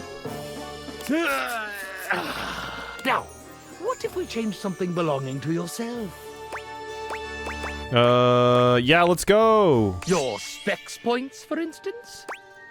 Whoa, do not mess with my points. My, what a handsome array of points you have. I will kill you. I don't think you're nearly as smart as you say. No! I mean, accurate, but no.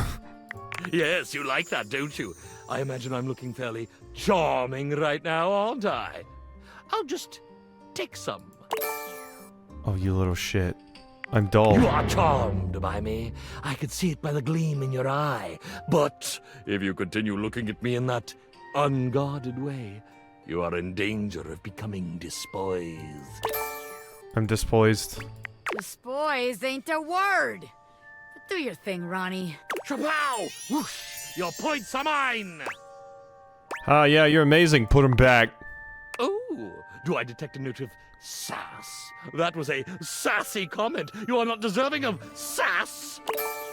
My stats. Not to worry. I am not without empathy. Uh-huh. Tell me now, are you amazed?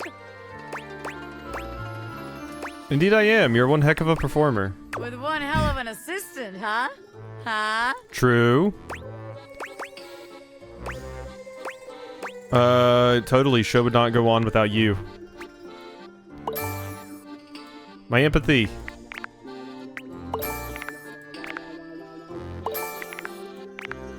Fix them. All of them. There. Everything as it was before. Oh my goodness. What is this? What is this? Surely this is not an object of mine. It must be. Could it be? Yes! My powers of transfiguration have enabled me to conjure from the air to transfigure pure nothingness into a solid object. And not even an object of my own, but an object belonging to another being entirely. Pretty cool. Has any feat before equaled this? Will any feat that comes after rival this? I would say to you, no, none, and not ever. You're doing great, Maestro. I have transfigured my position in the world. I have transfigured your treasured points. I have even transfigured the air around us to form solid, undeniable objects. But I wonder, could I, against all natural law, transfigure your very thoughts? Feel my influence. We shall calm it down. We shall calm it down to a single point. Under my gaze, under my magical power, you shall think a single thought. 1-2 Django? A thought that I shall give you. An act of pure mentalism. Ooh, I hope it's a nice thought. Keep hoping. I give you the thought Elephant. of pickles. I don't like pickles. No.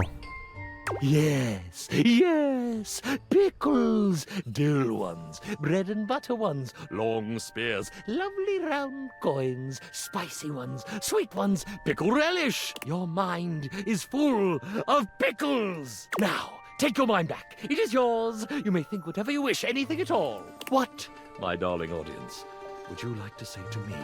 What is the foremost thought in your mind? Your own mind? I kind of wish this picture of Stepford would go away so I could see your expressions. Big spicy pickles. Do you see? Do you see my powers now? Behold the magic! Okay, pretty cool. I really want a pickle now, though. No, I'm good. Can I have my brain back now? Ha! Yes, of course. I am a generous prestidigitator. And there you have it. My show. My first original show in so very long. And you were here, and we did it. So why are you showing me a picture of a cleat now? That we did. Bobby, I thought you were great. Reluctant, but funny. I was. I am. Generally, both of those things. Fair. Anyway, I got a jet. Usually assistants would help with cleanup and stuff, but that just ain't me. See you later, old man! Bobby, you were extraordinary. Couldn't have done it without you. You know, in the wake of such a fabulously successful show, I just have this wave of confessional generosity sweeping over me. Might I tell you something? It's not something I'm terribly proud of, but I think it does demonstrate a not insignificant amount of brilliance on my part. Well, then I have to hear it. It's about our excellent little pin. Yes, dear Bobby. I feel terrible, but I create so much counterfeit coin for my practice that it's terribly difficult to get rid of. Oh. Bobby's been stealing counterfeit coins this whole time? So, having an assistant to offload it all through a nearby fence makes my practice ever more sustainable. It does feel better having that off my chest. It's okay, Ron. Your secret's safe with me. Spoken like a true friend. And now, I must know. The show, Bobby and myself, our big reveal, well, double reveal. What did you think? Really impressed. You're just phenomenal. I think so as well. I, Ronaldini. Away. Hey. I'm friends. A friend who helped reveal my true self. Give me stats. Okay, that was empathy or charm. Or maybe sass? It might have been sass. I'm almost maxed on stats, though. We're getting there. Hey, Stefan. What? This company has 5 green bean soufflés all day. 5! Well, then you tell them I'm working on it. Oh, it's you. You got something you want to order? Wanted to catch up with you. I would love nothing more. Because here with you, the sun dims, the stars pale, the moon herself bows to the glow of your brow. Here with you, is there music?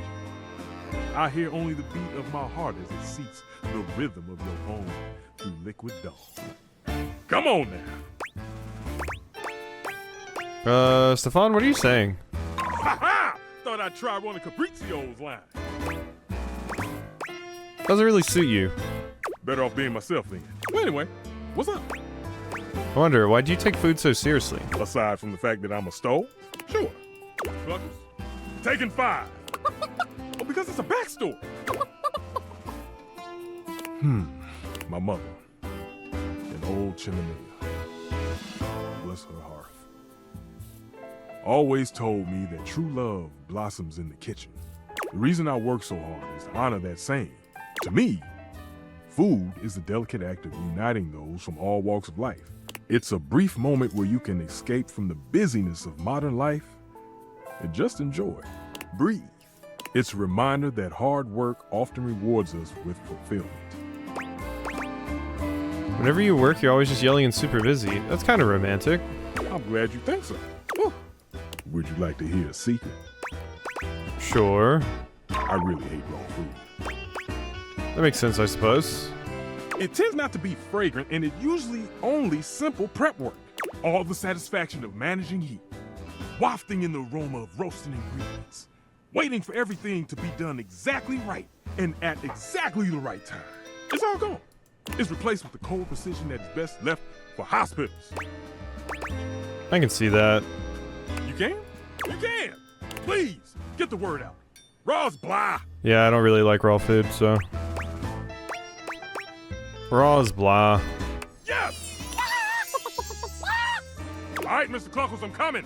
Thanks for hearing me out. Come on over sometime and I'll make you something special. I thought we were supposed to make something together. Wasn't that the last thing we talked about? Or am I crazy? Okay. Let's check out our, menu here again. Still need to figure out what's going on with Abel. Unfortunately, Bastard has like 62.5 million things that you need to say and do with him. Capriccio, Stefan, Amir we're working on, Faria we're working on, Willie, no. I haven't even found you. Kristoff we're working on, Stepford we're working on, Vaughn we tried talking to and nothing happened. Sassy Chap. Okay. We are getting there, let's say. Okay. Amir first, I think, because we're probably just about done with that. Ah, my favorite reflection has returned. You say that to me a lot, you know. Because it is true, a lot. If it were not true, then I simply would not say it. It is very easy to not say it. Ah, my not favorite reflection. See? Very easy. Awkward, but easy. Come on, I'm being serious. Why is it so difficult for you to accept my affections, Sorry, I'm bad at accepting compliments. Perhaps you are overcomplicating it. Or perhaps you are not used to it. It is very easy to accept nice things, especially with a little bit of practice. It's hard to practice something that makes you uncomfortable. Of course, I understand. It would be like me asking you to practice dancing in front of me to improve your moves. I am imagining it might make you very uncomfortable to dance in front of your mirror. Yeah, you'd be correct. Well, the practice of receiving affection is very much the same. Sometimes, you must first unlearn the moves you are accustomed to. You must learn to see yourself with the same tenderness as those around you. Do you see, Azizam? Does this sound right to you? I'm just not sure. I love the effort you're giving me, though. Azizam, I am on your side. Always and in all ways. Whatever you need, if I can provide it, it's yours. If you will have it, that is. My care, my affection, my love. All that I am, all that I have to give, I lay at your feet. You're gonna be so open like that. What if I said no? Then you would say no, and nothing would change. If you did not share my feelings, then you would be right to say it. I have no expectations of you. I offer you my love because it is what I feel. What is in my heart from the moment I first caught your reflection. It beats for you, and only you. It is yours completely, without question. Whether you choose to accept it or not, the answer is the same. It belongs to you. I would never regret giving you what is already yours, even if you did not want it. Doret begerdam, Azizam. Will you have me? I think we should just be friends. Look, you're great, really, but I think we're better as friends. Fadat Sham, all that matters is your happiness. Hey. Let me gaze at you, Azizam. Thank you. A sass increase. God, we are so close to maxing out the stats. Next stream might be like mostly a realization stream. Can't talk to Stepford, I can't talk to Kristoff though. My good friend, here is our last workout together. Our final violent battle. Nostalgic on me there? Yes, I have, I must admit, developed a deep fondness for you, as I have watched you failing so fantastically, and then learning, and now succeeding, winning so brilliantly. I have come to feel affection. I have come to feel that with violence done together, can also come the gentle and rewarding sensation of love. I believe that I have come to love I you. see. For your hard work, for your truthfulness, for your playfulness, and I thank you for giving me the opportunity to experience this feeling. As you know, I am an explorer and an adventurer, and I will try anything once. Anything. But I have never tried love like this. And it is beautiful. Oh hell, Kristoff. Now we have to make out. That's a funny line, but no. Well, you move hella fast. Let's just be friends. Ah, I had no idea you knew Hela, our ancient goddess of the dead. To have her name invoked with your declaration of pride, it makes pride, already a powerful emotion, even more vital. You do truly honor me. I have never accepted when someone did not revel in violence the way that I do, but for you, an exception shall be made. As is said these days, we shall agree to disagree. You are and shall remain my friend. Hey, I'm friends with the treadmill. Come, let us fight as friends. Hey, and like I thought, that's some poise. I needed more of that. Okay. I'm going to try to talk to Abel again and see if anything happens. Abel does a funny little... Oh my god! God, one of my main complaints with this game is some of the characters, it's like, what am I missing? Just tell me. Seemed a little uncomfortable how sexually charged that location is. Might be worth another check-in there. Oh. Oh, okay. Yeah, I wish it just, like, wouldn't let you interact with them if you've already done it, because this wastes, like, the day for me. It does say there are 8 tables. Okay. But we go interact with you at some of them again. But yeah, I wish it just told you, like, there's nothing here for you at this location. You know, try another one or something like that. That would be super nice.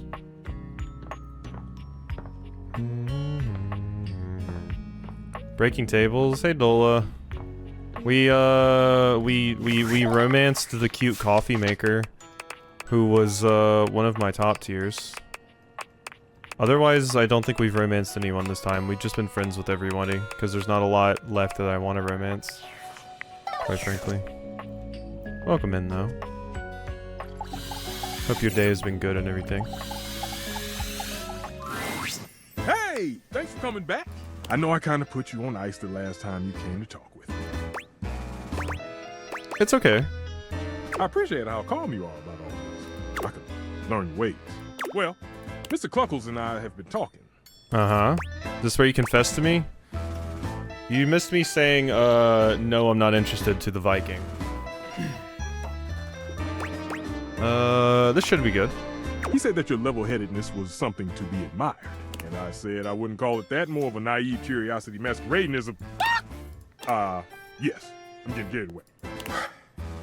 I wanted to present something to you. Though I came across a bit heated. So I made you something raw. He presents a covered silver dish to you, removing the cover with a flourish. A nice heaping platter of sushi. You made a raw meal for me? It's got hearts. I need to be yelling and carrying on all the time about my conceited opinions. I just need to remember those who are making it. This is terrible. Raw as blah. No. See, Mr. Cluckles? Stefan wrenches the plate from your grasp and tosses it into the trash with a speed and intensity that could generously be described as excessive. Can you date the chicken? I tried. You actually can't. If you interact with Mr. Cluckles, it just takes you to Stefan here. Score. Good on you for letting me humor the little chick. Wait, was that you that said score? Oh wait, no, that was Trash Can. We know why we're here. To eat some nice, warm food. Shall we? Definitely. Now, what do we make? Nice dessert. Dessert is like the end of a really good book.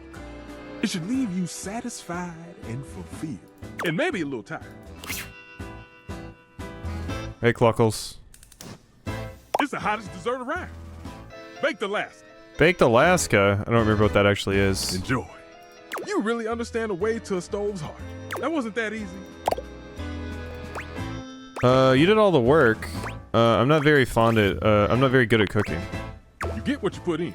No one starts off being a world-class chef. It's true. You learn little by little along the way. It's not so scary when you put it that way. It just takes practice and patience. I suppose a little respite is worth the effort. You know, I really enjoy cooking. Perhaps you can give this old stove a whirl and do it again?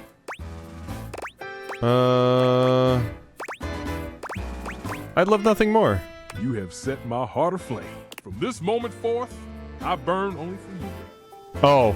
How I tremble in anticipation of cooking side by side again. Oh, well, that was the romance? Together, we shall make the most delicious food the world has ever known. I thought you were just asking me if you wanted to cook again, but apparently you were talking about boning. It'll be solely for us. Okay.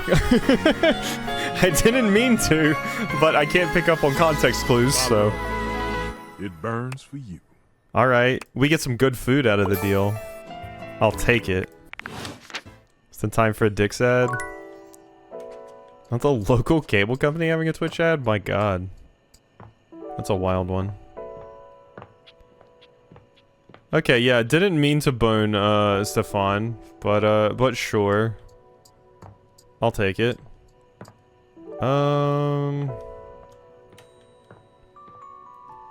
God. Abel. Capriccio. I could have talked to Capriccio. Who I'm probably almost done with at this point. Or Faria. Let's go talk to Faria. Oh, they spent much of their money on Republicans, unfortunately. You're here! Oh, good! Well, after the fiasco I put us through last time, I have buckled down and I've been studying like a squirrel. Cool. And how do squirrels study? Diligently, of course. Ever seen a squirrel tucking away nuts for the winter? Imagine that level of industry applied to the medical school admissions test, and whammo! There's me. The long and short of it is that I simply don't have time to chat today. A bit more brushing up to do, and then I'll be ready for our Crackerjack quiz night. Faria pulls out a small stack of textbook pages, waving them at you as she speaks. I know it's a lot, but here. And if you think these 3 pages are heavy, imagine how much all the knowledge I've crammed into my lid weighs. I'd bet I weigh as much as a tool chest right now with all this information. Faria hands you each page, one after the other, handling them as carefully as though they were ancient sacred texts. And this one, and last. I really appreciate your help with this. The next time I see you, I'll be ready to be grilled. Not literally grilled, of course. That would be very painful. Oh, and definitely not helpful either. I can't imagine grilling would help me to do better on the test. Or maybe it would? Oh, dearie me. Do you think it would? Should we try that? No, I think a regular old, quizzing will work best. Okay, back to it. Onwards and upwards. Alright. How do you feel about us, talking to the character that's, pursuing her doctorate? And, having me create, flashcards for her and quizzing her later. Bola. Shit, I was supposed to talk to Stepford, that's right. We talked to Faria instead. Okay, so now we focus on Capriccio, and, yeah. Choosing not to comment? Fair. Buongiorno. It is so wonderful to see you again. Tell me, come stai? How are you? I'm alright. You are alright. All about you is right. No, I would rather be left. All about you is just as it should be. Perfection. And a pleasure to behold. I was just thinking that today is a beautiful day to smile. And then, here you are. I cannot help but smile to see you. I am truly aligned with the will of the gods, it seems.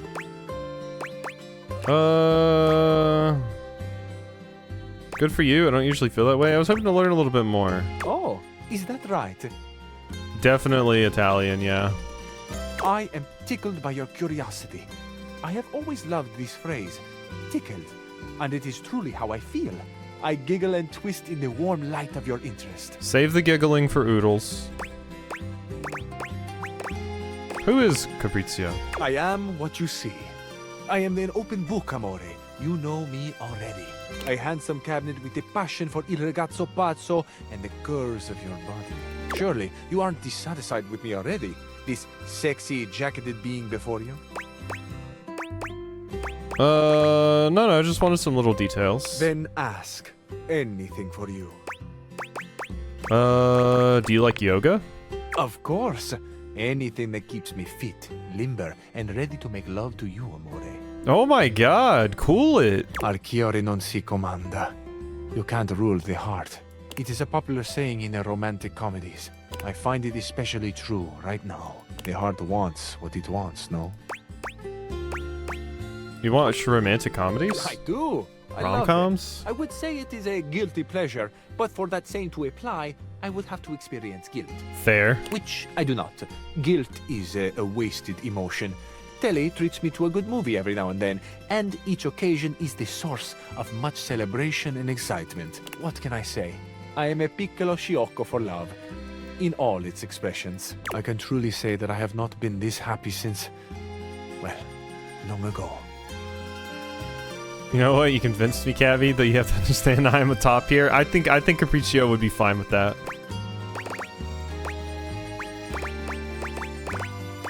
Do you want to talk about it?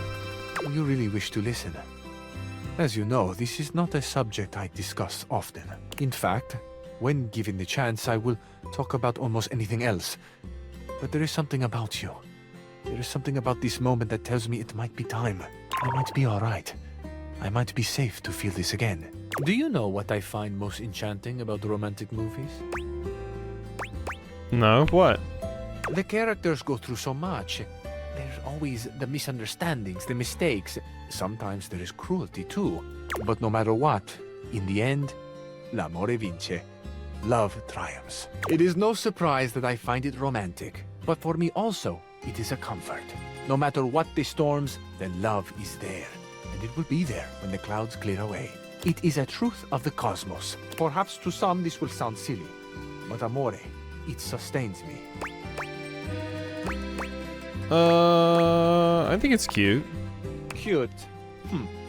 Perhaps I am misunderstanding this word. Cute is a casual thing, yes? Like a poppy or a small cactus?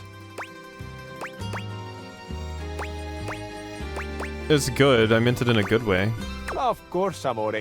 I must be a bit tired for some reason.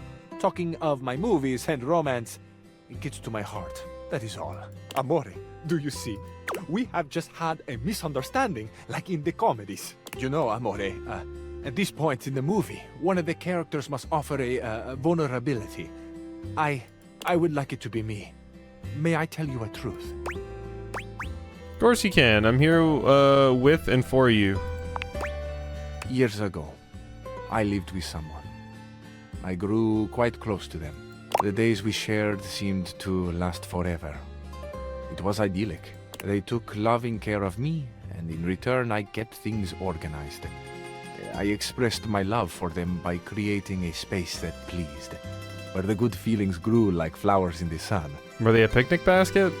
It is difficult to say, but this was my first love. A true love. I was happy for a long time living in this Arcadia. But then? But as we all know, change is the only constant. Even the most perfect flower will eventually fade and wither. It still burns in my heart to think they might not have known the depth of my love. Yeah, Capriccio definitely wants the plates in the back. Given a chance, would I have done things differently? Would I have been braver and told them? Would I have let them go at all? I truly do not know. Who's honestly brave enough to tell someone that you're into them? Never be me. Never has been me. You should have opened yourself fully. I think you did the right thing. You're so handsome. You should have opened yourself fully. I mean, it's always a hard thing to tell someone else to do. You should have opened yourself. When I say I have painful memories, I do not mean the pain is from someone hurting me, or the pain of loving the wrong person, someone who would not love me back. I loved them with my life, and then one day they were gone. The moment has passed. I wonder so often where they are now, how they are doing, are they happy? There is so much unexpressed, so much I still carry that, in truth, is not mine at all. It belongs to them. This love, this gratefulness. Yeah, they were the one that got away. I feel you, friend. I never got to tell them thank you. Thank you for sharing this. I'm not just saying you're so handsome. I have not ever thought I would grow so fond of another again. Uh-oh. I did not believe I had the room for such a glorious bloom to grow a second time. Uh-oh. Oh, I'm about to ruin Capricio's day. But here you are. You are this spring after a long winter, and I could not go on without sharing this with you. It is my past. It is so much of what I carry. Thank you for listening. Thank you for the chance to know you. That was more saccharine than an old candy bar? No. You are too kind. It feels inevitable for me to tell you now that I love you. I love you too, but I cannot help but wonder something. Lovers have to be honest. Lovers have to be honest. What's on your mind? Story sounds very familiar. I feel like your story doesn't add up. The story sounds very familiar to me. Familiar? They have a tinge of something about your past and your stories in general. Ah, that. Yes, I might know why that is. I have something to confess to you. Go ahead. This, my life, my stories, it is all from the movies that are near and dear to my heart. Uh-huh. I wish more than anything that I could travel and be worldly. It has been such a deep and passionate dream of mine that I think I have gotten lost. I've created a life that was never mine. Of course, part of it was that I so wanted to impress you. I have watched you, and you have fascinated me. Unfortunately, all of the food in the house is one single character. So you can't date the chocolate hoops. I tried. But it was never just about you. My spirit yearns for something more. My heart cries out for adventure, for espresso under the ancient archways, and the music and the calling voices. Ah, amore, my love. I am so sorry. Please, please understand. The worst character or close? Yeah, I'm not about Capriccio, but there's some other ones I would say are worse.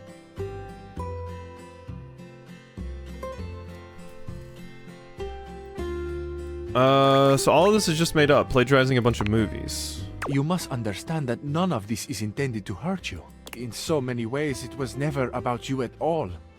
It is a truth I feel deep down. It is something I know about myself.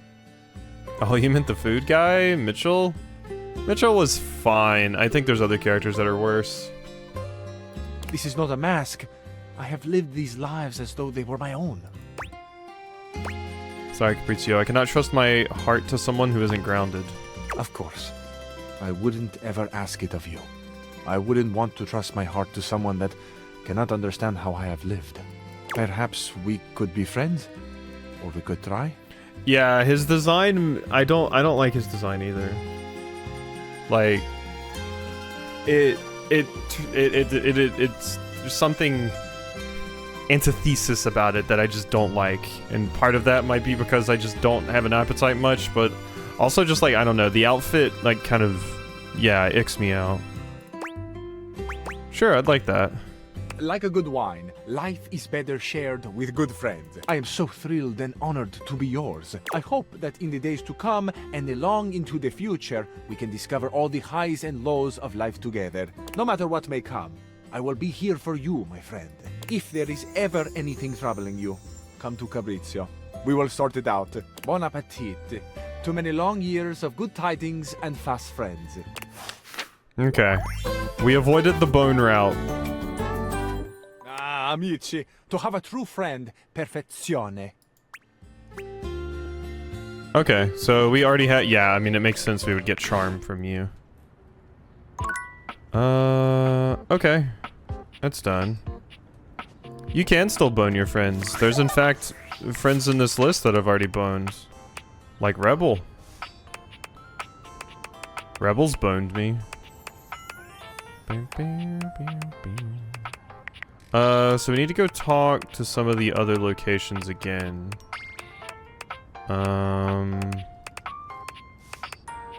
Faria we need to speak to. Willie we still need to do stuff. Rongame Winoa. Stepford we do at night. Vaughn. Sassy Chap. I need to do Sassy Chap. It's the bedroom table and one other one. I will hydrate.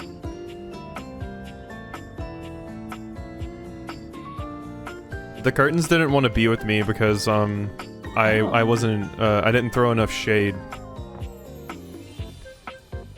Alright. Bedside table. You don't like talking about sex, Abel. Abel looks much shinier than you remember. When he sees you walk up, he starts, almost looking as if he wants to flee. But there's nowhere for him to go. Ah, I see. Darn it. Why have you come to see me now? Did you do some stuff with Benoit? What happened? Oh, you should have seen him. He was an absolute animal last night. I'm glad you found someone to have fun with, Benoit. Beg your pardon? Oh, but the fun didn't stop there. You're just in time. This sexual demon was just about to treat us to an intimate act so ambitious and depraved it requires him to coat himself in lube from head to toe. Oh my god, what are you doing? Tarnation, Benoit! I'm sorry, I was just cleaning up after a date. What do you need for your entire body to be lubed? Are you like going inside of a giant or something? But I'm still a little sore. I was trying to screw the cap back on. Next thing you know, I'm being baptized in this vile liquid. You got baptized in lube. In the name of the Lord. Holy Spirit. Oh my god. Hey, there's nothing wrong with a good and safe time, Abel. Besides, it's water soluble. You just need a good shower. Why does it smell like bubblegum? Well, bubblegum's not your thing. I've got grape, strawberry, unscented. I feel like I would rather unscented out of those options, if I'm gonna be honest. This was just an unfortunate and sexy accident. Ain't nothing arousing about it. What is that happening in your pants there, Abel? Is that a knife or are you happy to see me? Isn't he adorable when he's all wet and distressed? I ain't in distress.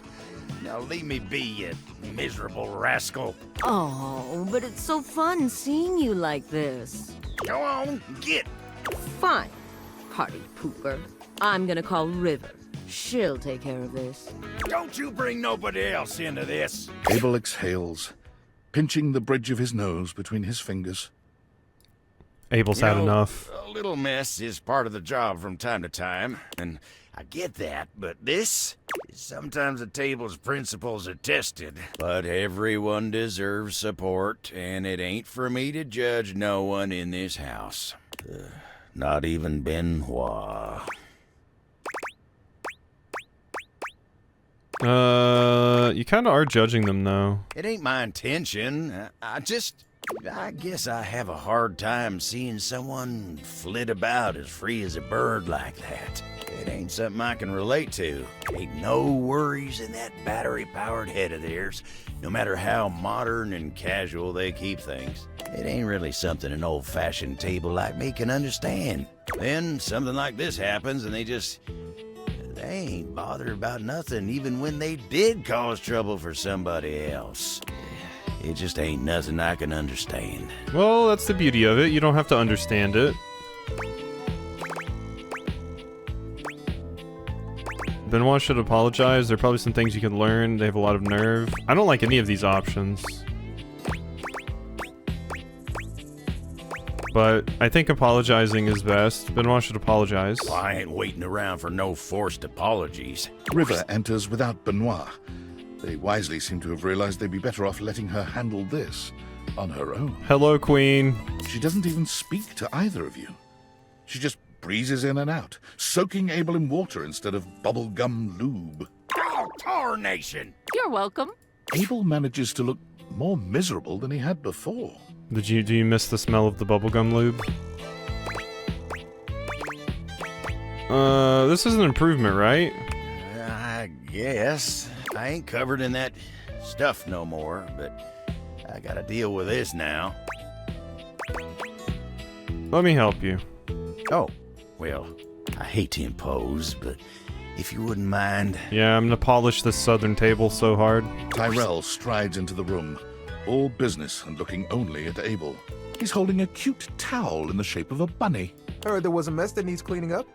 Here to do my job. Thank you, Tyrell. Actually, we got it. No need to trouble yourself, Tyrell. Tyrell frowns. So I can't even clean up messes anymore? Tyrell's not even good enough for a mess, is that it? Just let him help you, Abel. He looks at the two of you and sighs, realizing he's outnumbered. Use protection with Abel to use a coaster? Yup. Stop complaining. I'll be out of your timber in just a few. Tyrell goes to work, unfolding his little towel buddy and expertly drying Abel with a few smooth, fluid motions. Was that so hard? He slings the now wet towel over his shoulder. Time to get you dried off now, buddy. He walks off without another word, seemingly more concerned with the towel's welfare. Well, that was embarrassing. You'll live. What's the big deal about that? What's the big deal? But you and Tyrell helped me out of a tight spot, and I'm mighty grateful. I've wasted enough time today now. I gotta get back to work. Y'all take care. Abel's definitely one of the characters in the house that has, like, the most interaction out of anyone.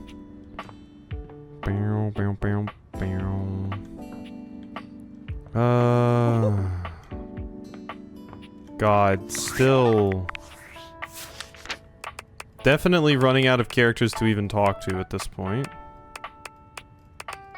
Because we have to wait on Stepford. We already talked to Abel. Faria. Wait, don't set your Moby Huge out on the table? Nope. Not at all. It's time. Oh my goodness, I am so ready. Let's get you that degree. If we were in a hospital, I'd be the surgeon with my hands all washed and gloved and my scrubs on, and the patient comfortably unconscious before me. I guess in this scenario, you'd be the patient? Except you're conscious, so maybe not. Oh, and on the subject of consciousness, you're going to ask me questions from the pages that I gave you, and I'm going to give you the answers. Your job will be to tell me whether my answer is right or wrong. Of course, I hope I get them all right, but you know how nerves and excitement can play with one's mind. I'm sure I'll make mistakes. Please tell me when I do. That's the only way I can get better, and I have to always be getting better if I want to be Dr. Faria. Oh, even saying that brings a smile to my face and a song to my heart. Okay, enough romanticizing. On to the work. Oh, goodness, I'm so excited I can hardly sit still. Let's begin. Quiz me. I'm not even sure if I could read the assignment. How many bones are in the human body? Oh, elementary. 206. You're so pretty when you think. No, there are infinite bones. Actually, I think there are 202. Maybe there was.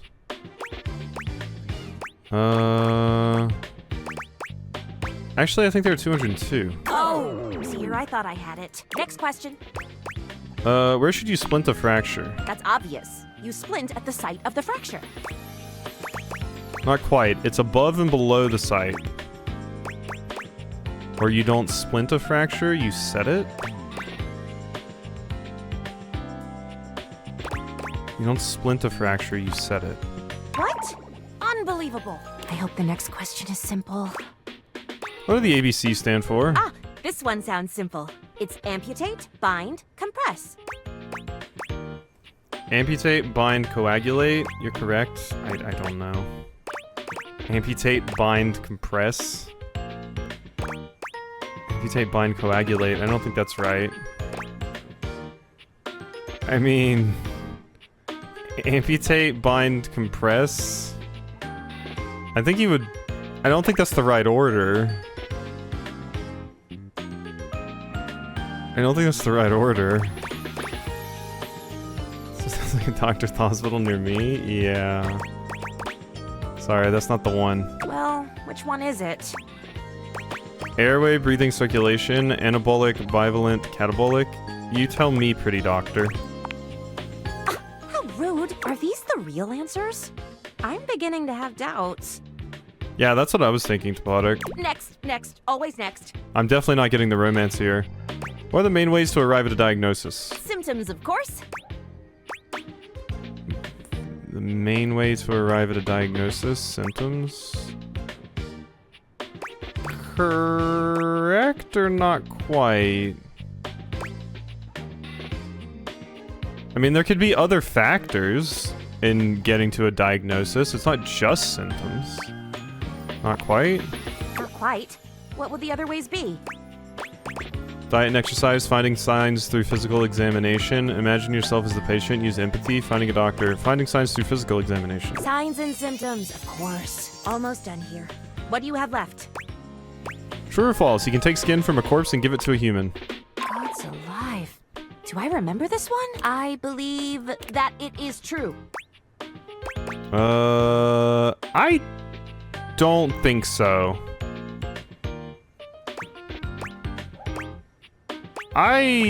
From a corpse? I don't think so. Like, how old is the corpse? Is my question. We didn't get told how old the corpse is. Organs are fine. Skin, though? I mean, it's an organ, but, like... How often... Like, Skin is an organ, but I'm like... How often do people deglove a corpse to then donate the skin to someone else? That doesn't feel like something that comes up that much. Not as much as organ donation. When I do organ donation, am I giving my skin too, and they're gonna put it in a little freezer? Fine, I'll go with bugs. Correct, well done. The world of medicine is full of surprises. What is the last question? You're about to perform brain surgery. Excellent. The anesthesiologist tells you that he doesn't want to put the patient under. For brain surgery? What do you do? Well, I suppose I would have to agree. Why? It is perfectly natural to perform brain surgery on an awake patient. Imagine having to return to the body after that, though? God, I know, right? Perfectly natural to perform brain surgery on an awake patient.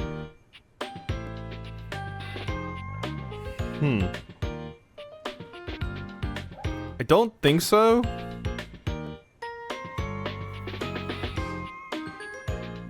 I think it possibly is possible, but I don't think it's a good thing to do.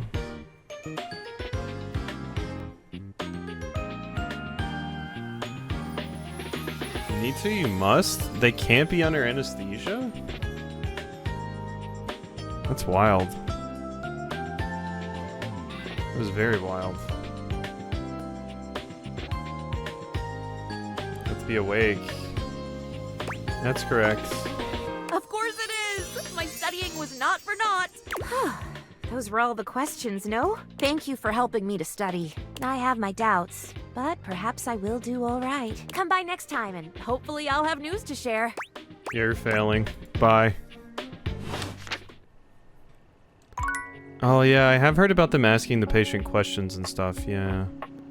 Shows about how much I know about medical anything. Okay, so we talk to one more character and then we go see Stepford. I wish I knew what Willie wanted. Let's talk to, let's date some more developers. I had a feeling you'd be back. Have I ever told you that you are my favorite player who has ever played this game? And you're wearing that fantastic red shirt that we created to make more money. I mean fun. But enough about you. Would you like to play our little developer dating game? I'm ready. All right. We have an awful lot of lovely people who are dying to get to know you. You've been all up in their business this whole... Do you want to know the general rules? Nah, let's do it. First up, we have... Well then, if it isn't Robbie Damon! Voice director, voice actor, writer, creative co-lead, and executive producer of this very game. That's me. Sup, duder? Sup? Nothing much. Hey, anyone ever told you you sound like one of those 4 guys from... I can't tell which voice you are. I definitely recognize it though. Moving on. New recipe. New recipe? No, new recipe? Wait, is that an Ignis joke?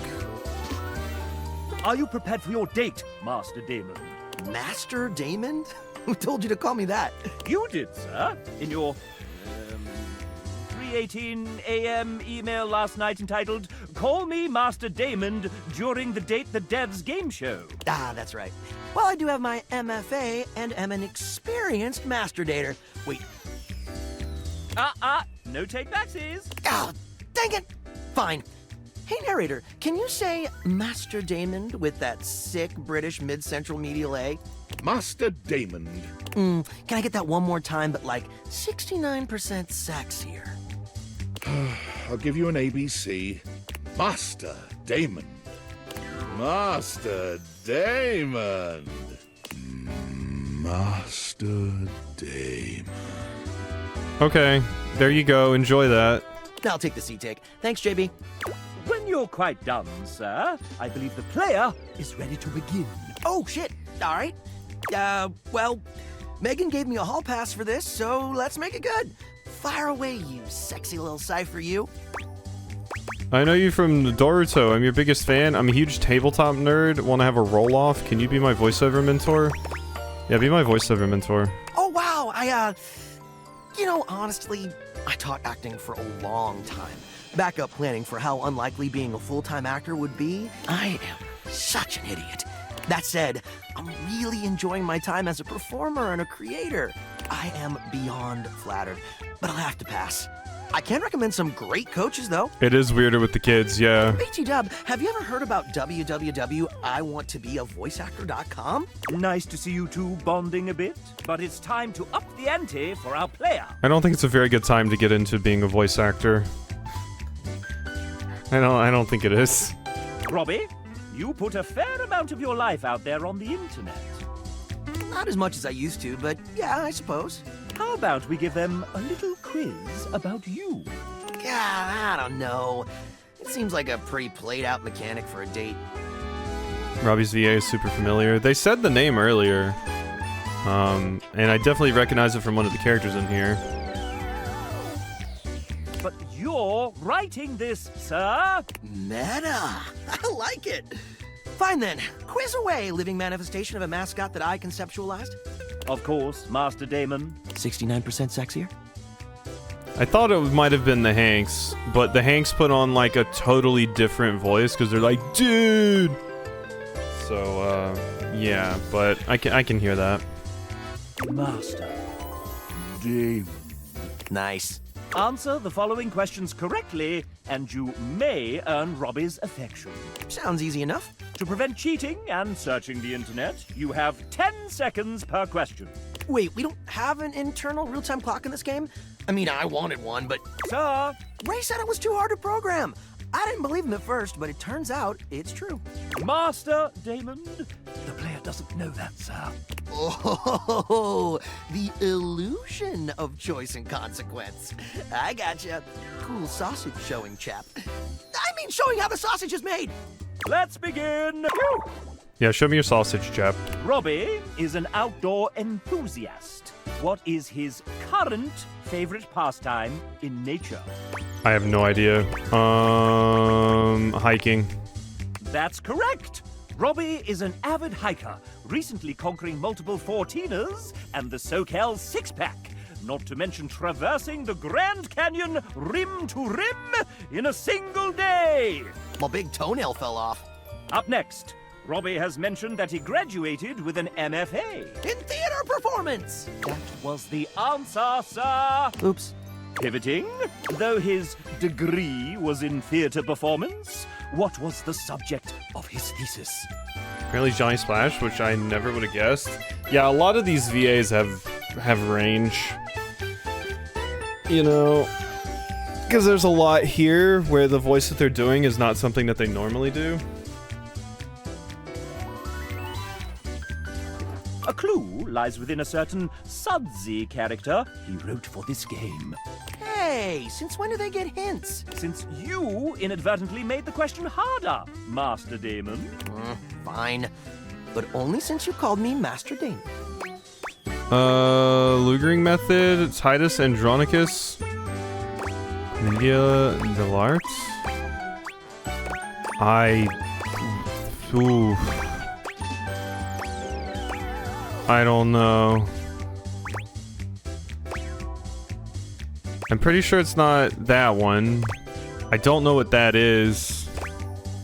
I'm gonna go with this one. Well played. While the Bard's first tragedy is mainly considered one of his lesser... Careful now, it's my fave. One of his less respected endeavors. Titus Andronicus was what Robbie chose to write his thesis on. So much apt Titus shit. I was blown away. It's my favorite. It's pretty great for scansion buffs and revenge fans. And really, is there any such thing as bad Shakespeare? William Shakespeare! Oh, I'm saving that one for the Date Everything time travel DLC. Time for the final round. You mean grand finale? I see. We're gonna date Shakespeare. Yeah, whatever. Here we go. I'm so excited! Robbie may be a well-respected voice actor and soon-to-be multi-award-winning game developer, but he's also known on screen as a world-famous TTRPG player. Oh, Robbie was Chai. That makes sense. I can hear that. He recently joined the 3rd season of the first and most streamed Grottos and Gargoyles live play of all time, Whimsical Knoll. I was wondering if you had done some stuff with Matt Mercer.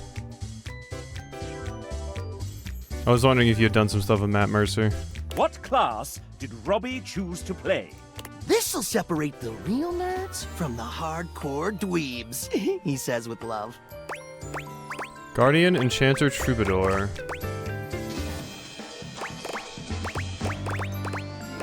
You strike me as a Troubadour. Correct! Although he may have run from the class at first, he always found himself returning to it in early test games. Guess I'm just a performer at heart. And it gave him the opportunity to play a character with heavy charisma. They call me the Rizzler, baby. Oh. Well, there it is. It is a fantasy game, after all. Hey! Score 1 for the chap, and that concludes our little Robbie D fun fact quiz. I prefer to call it the FAM exam, but whatever's clever. Let's see how you did. Excellent, player! You got them all correct. You truly know our EP deeply. Poopy doopy squeepy peepy. Okay. Dang! You really know a lot about me. And I'm gonna know a lot about you after I check through your playthrough metadata. Oh my god. Not my metadata. JK, TLDR.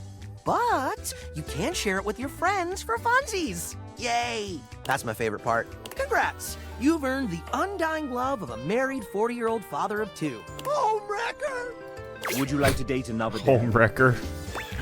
Yeah, let's date another one. I've come up with a new developer. Next, we have Jamie, our external producer from Team 17. They're not evil at all. Wait, did I just say that out loud? Oh. And I told that particular risk, if they keep acting up, they'll turn into an issue before you can say spreadsheet. Oh, hello, don't mind me. I'm just sweeping up some last-minute risks on the project before we ship it off to our lovely players. Jamie, the game has already shipped. We're live. Well, of course we are. I knew that. I quickly distract the players with that question I sent you while I sneakily sweep some things past QA. We're live? Oh, gosh, no, I'm not ready yet. Take a breath, Penelope. Right behind you, Jamie. All right, so here's the question. Video games can take a long time to make, so which one of these statements happened to Jamie during development? He broke his tooth by actually slipping on a banana while holding a big bowl of hot soup. He became a godfather, a fiancé, and the owner of all base 102 Pokemon cards. He finally learned how to do a cartwheel into a handstand and finish with a backflip, all while holding his breath. This one. Hey, I made it back in time just to hear your answer. You got it right. All these happened during our pre-production phase of the project. Incredible! Jamie loves you. And I won't tell his fiancé a thing. Would you like to date another dev? Yeah, that's what I thought. I mentioned Ignis earlier. I was like, Ignis? Is that what you're talking about? Because they said, oh, new recipe. But I wasn't sure. Yeah. I've come up with a new developer. Next we have... That's also why you say, I've come up with a new developer every single time. Because that sticks out to me as well. It's Jane, a student who found some extra time to help us out with programming. This just looks like oodles. Hello there, I'm Jane, a programmer on the project, someone who has gremlin energy and a general menace who haunts the metaphorical studios of Sassy Chap Games. You may know me from absolutely nothing, as this is my first foray in development on games with actual funding and manpower and interest. But anyways, on to the question. Can you guess which of these two statements is a lie?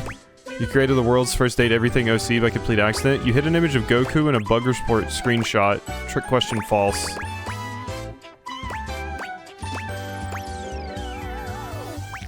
You created the world's first date everything OC by complete accident. Let's go with this one. Wrong. Her name is Tresta Test, and she's a tangible manifestation of the concept of development hell. At this point, I'm not sure if she's canon or not, but it's funny, so who cares? Hopefully you never see her. She'll only show up if something's gone horribly wrong. You can't hide me forever! We can and we will! Back to the dungeon with you, Harridan! Well, still a good guess. Good luck on your next dev date. Jane is a very good thing. Would you like to date another dev? I'm friends. I've come up with a next week. Oh, hey! Amanda? How are you liking the game so far? Oh my god, it's so... Oh, actually, sorry. Hold that thought. Getting a ping. That was in the game, the Discord notification. Don't worry about it. Just need to copy this over and done. Sorry about that. What were you saying? The game is absolutely... Are you Rebel's voice? Game is absolutely... Right, mm-hmm. Yeah, one sec. Several seconds, actually. Oh, I gotta fix that. Wait, they did what? Not again. Okay! Looks like they need me in the back. But I can put my phone on silent. Okay, that should buy us a solid 10 minutes. What were we doing? Have you done introductions yet? No? Let's start with a proper introduction then. This is the venerable Amanda Hufford, our dedicated, sleep-deprived producer extraordinaire, voice director, writer, script supervisor, scheduler, therapist, hostage negotiator, and maker of spreadsheets. That's a lot of jobs. So many spreadsheets. If there's a job to do on the game, Amanda has probably had a hand in it. Aren't you forgetting something, dumbass? Yeah, I was about to say. Oh, right. I'm also a voice actor. Yeah, I thought I recognized Rebel. How do you forget your own fucking job? Whatever. And you decided to take on game development on top of that? Venetia, remind me to ask Ray to put the cry on floor emoji in the game as a collectible and tag it here. Ah, shoot, we can't really do that because we don't own the rights to the art. But we could commission one that's similar. Let me message Neej. Neej is like, no. No more collectibles. Yeah, ever since I decided against painted backdrops for the dates, we went from 36 non-character art pieces to 404? Oh god, yeah. I mean, it was a lot of work. Is that bad? I sleep. Yeah, that's fine. Oh, maybe Garrett can throw in a sad trombone sound or something. Yeah, sure. I could do that. Just let me finish composing about 115 songs first. Don't worry about it, Garrett. I got it. What'd you want again? A sad whistle or something? Abby, if you start start whistling again right now, I will turn this game around so fast, I swear. Should I come back another time? Sorry. We'll figure all that out later. Thanks, guys. You can get back to it. And you keep forgetting it's not just us around here anymore. You know, it's weird finally being able to share a game with you. I mean, work on something for long enough and it kinda just becomes part of who you are. The last couple of years have been date everything, all day, every day, all the time. Meetings and emails and spreadsheets and revisions and meetings and hiring and lore changes, casting, plus direction, and then scheduling and seriously, the meetings. God, this sounds like my personal nightmare. And after all that, after pouring everything you have to give into something, you still have no idea if anyone will even like it. Well, it's good. Is that what you want? Because I can just tell you. Oh, you're sweet to offer, really. Even if you did tell me, I wouldn't remember. This version of me, right here, right now, just doesn't ever get to know. And that's okay. I'm just trying to get a specific ending here. Okay, no. Well, what do you want? After you get done here, if there was something in the game you enjoyed, if anything really stood out to you or even meant something to you, let the team know. Take a little scroll through those credits for the names of all the amazing people who worked on this monstrosity, and if you like their work, go support them. What a nice message. And if you get to the end and realize it just wasn't for you, well, if you just flat out hated it right from the start, just promise me you won't tag me on social media and yell at me about it, okay? Can you do that? Yeah, I can definitely do that. Then you truly have all my love for it. Amanda loves you. Would you like to date another dev? No, I'm good for now. Huzzah! The main menu of me. Want to find out about my relationship? Now, do you want or check and see how you're doing? How am I doing? Let me confirm. The chap puts... Yeah, I see. I'll tell them. Now, do Okay. or check and see how you're No, doing. I'd like to leave. Ta-ra! It's a well-deserved indulgence. This game really does ooze passion. It does. Like, I can't think of another game that has this many dateable characters, but also all of them are fleshed out. Like, all of them are fleshed out. It's kind of crazy. Like, just the sheer amount of art and voice acting work that you had to get done for a project like this is incredibly wild for me to wrap my head around. Especially because a lot of them are very, very, very big-name voice actors. Like, it's nuts. Like, that alone seems incredibly intimidating to me, getting all the talent to work on this. You enter the gym to find Stepford by himself, on the edge of Shelley's broad shoulder. He looks a little bleary-eyed, and he's pacing back and forth. In the pale moonlight, he doesn't quite look like himself. Hey, you good? Yes. Hello, my friend. Just having a little trouble getting my brain to shut off before the big day. God, I feel you there, except it's every night. I've been rehearsing things in my mind. Just want to do everything perfectly, you know? Nerves are normal for a big competition. Maybe. I've just never been this nervous before. Stepford shifts in the light, and it cascades down his gorgeous locks, flowing over his muscled shoulders. It's just... I feel so... I don't know. It's strange not spending time looking like a trophy, you know? I mean, I look at myself in this light and I seem so... dull. My golden luster seems to have been replaced entirely by tarnished silver. If I lose that competition, I'll be an utter laughingstock. Would anyone even want a trophy like me?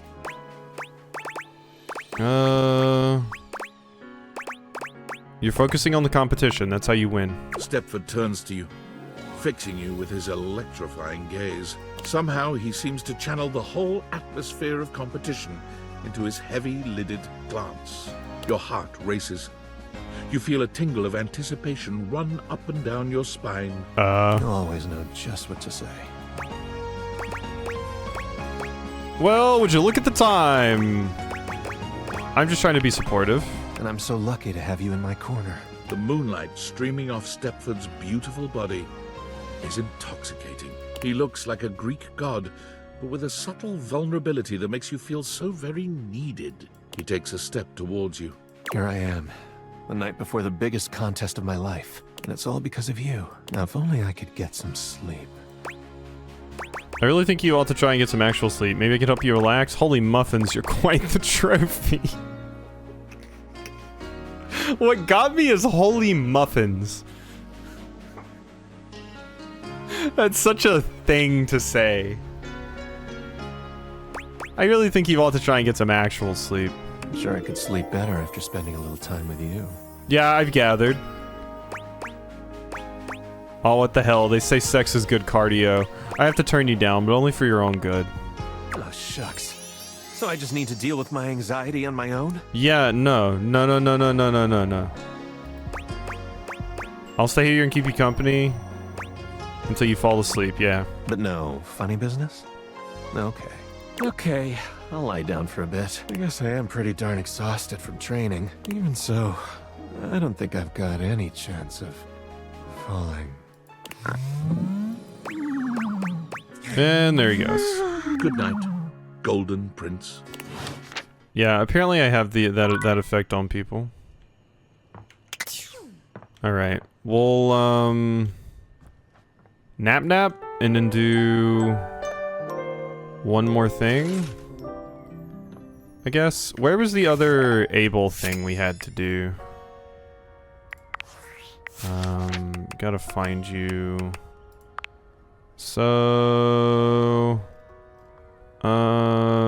dining room table. Let's go see about the dining room table. Should be this way. I still don't know my way around this house completely, and I've been here for so long. Abel does a funny little dance. Oh. All's well. Never mind. Nope, that wasn't what I was supposed to do, actually. But the game just saved, so that's fine. Oh, stretch. Alright. I'm probably done there. I've got some stuff to do tomorrow, and I still need to work out and record tonight, so... But this was fun. I think we made some good progress. We'll probably start realizing a bunch of characters next time, because I'm definitely getting to the end of a bunch of these storylines. I mean, we finished a lot off today. Like, it's really Faria, Willy, the Goddess, and a few others, but... yeah.